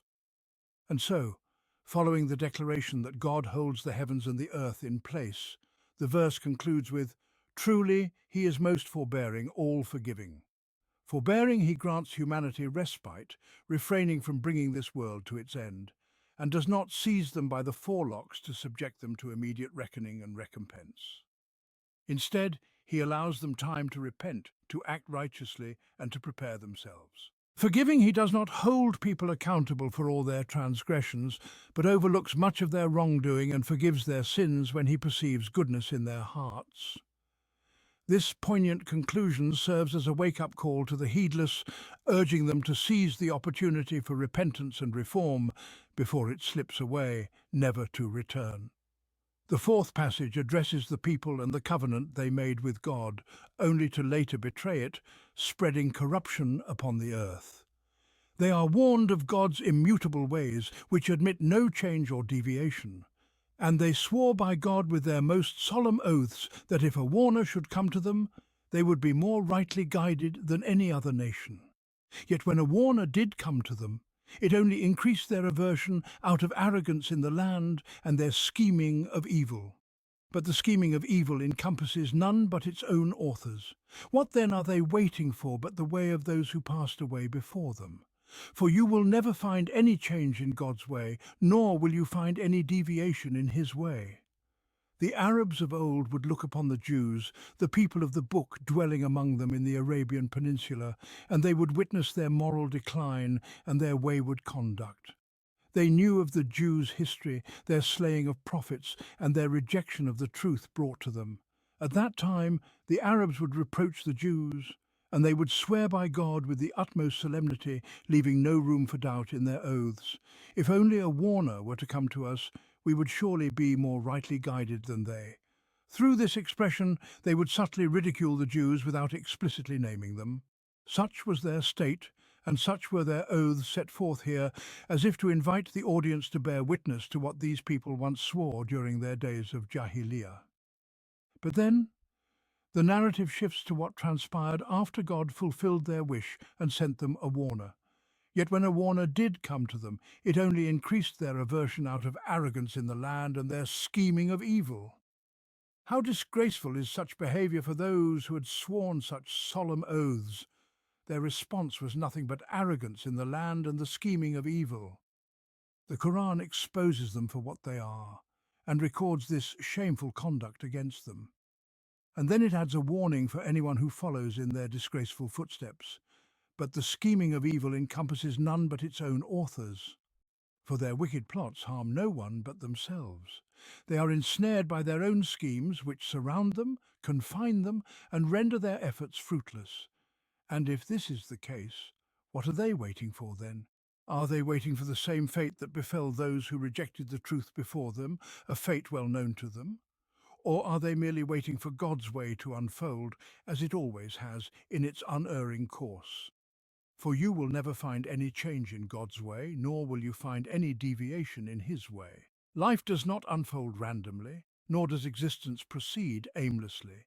There are immutable laws that govern all things, unchanging and unalterable. The Quran emphasizes this truth, teaching humanity not to view events in isolation, nor live heedless of these eternal principles. It elevates human understanding, urging people to see the interconnectedness of life and the constancy of divine laws. It directs their attention to the lessons of past generations and the undeniable evidence of the steadfastness of God's ways, as demonstrated throughout history. The fifth passage serves as an example of this guidance, following the affirmation of the universal truth that God's way does not change or deviate. Have they not travelled through the land and beheld what was the end of those before them? They were far mightier than they, yet nothing in the heavens or on earth could ever frustrate God. Verily, he is all-knowing, all-powerful. To journey through the land with open eyes and an awakened heart, to stand at the ruins of those who came before, to reflect on what they once were, and what they became, such contemplation should inspire awe, humility, and reverence. Hence the repeated exhortations in the Quran to travel the earth, to pause at the ruins of past nations, and to awaken hearts from heedlessness. For heedlessness leads to blindness, blindness to the eternal laws of God, and an inability to comprehend the unfolding of events in accordance with those laws. This lack of understanding strips humanity of the awareness that distinguishes them from mere beasts, who live moment by moment without grasping the larger patterns that govern their existence. The human race stands alone in its ability to recognize the unity of divine laws that govern existence. Standing before the ruins of those who were far mightier than they, the audience is reminded that their strength did not shield them from the inevitable decree of God. Their end is a testament to his supreme power, for nothing in the heavens or on earth could ever frustrate God. This truth is followed by a profound explanation. Verily, he is all-knowing, all-powerful. God's knowledge encompasses all that exists in the heavens and the earth, and his power is absolute. Nothing escapes his awareness, and nothing can withstand his might. Thus, there is no refuge from his decree, no hiding from his knowledge. Verily, he is all-knowing, all-powerful. Finally, the chapter concludes with a reminder of God's forbearance and mercy, set against the backdrop of his immense power and justice. And were God to take people to task for what they earn, he would not leave a single living creature upon its surface. But he grants them respite until a term appointed, and when their term comes, then verily God is ever all-seeing of his servants. The enormity and ugliness of human ingratitude, wickedness and injustice are such that, were God to punish them immediately, he would annihilate not only humanity, but all life upon the earth. This expression emphasizes the enormity of their deeds and their destructive consequences, which would render the earth unfit for any form of life. But God is forbearing and does not hasten to punish, but he grants them respite until a term appointed. He delays their reckoning, whether as individuals until the end of their lives, as communities until their appointed time of succession, or as a species until the final hour of this world. He grants them this reprieve so they may strive to do good. And when their term comes, when their time of action and earning ends and the moment of judgment and recompense arrives, then God will deal with them justly, without wronging anyone. For verily God is ever all-seeing of his servants. His perfect awareness ensures that every individual will be recompensed precisely according to their deeds, with nothing overlooked or forgotten. Thus ends the chapter, which began with praise for God, creator of the heavens and the earth, maker of the angels as messengers, and concludes with a vision of the ultimate destiny of humanity and the cosmos.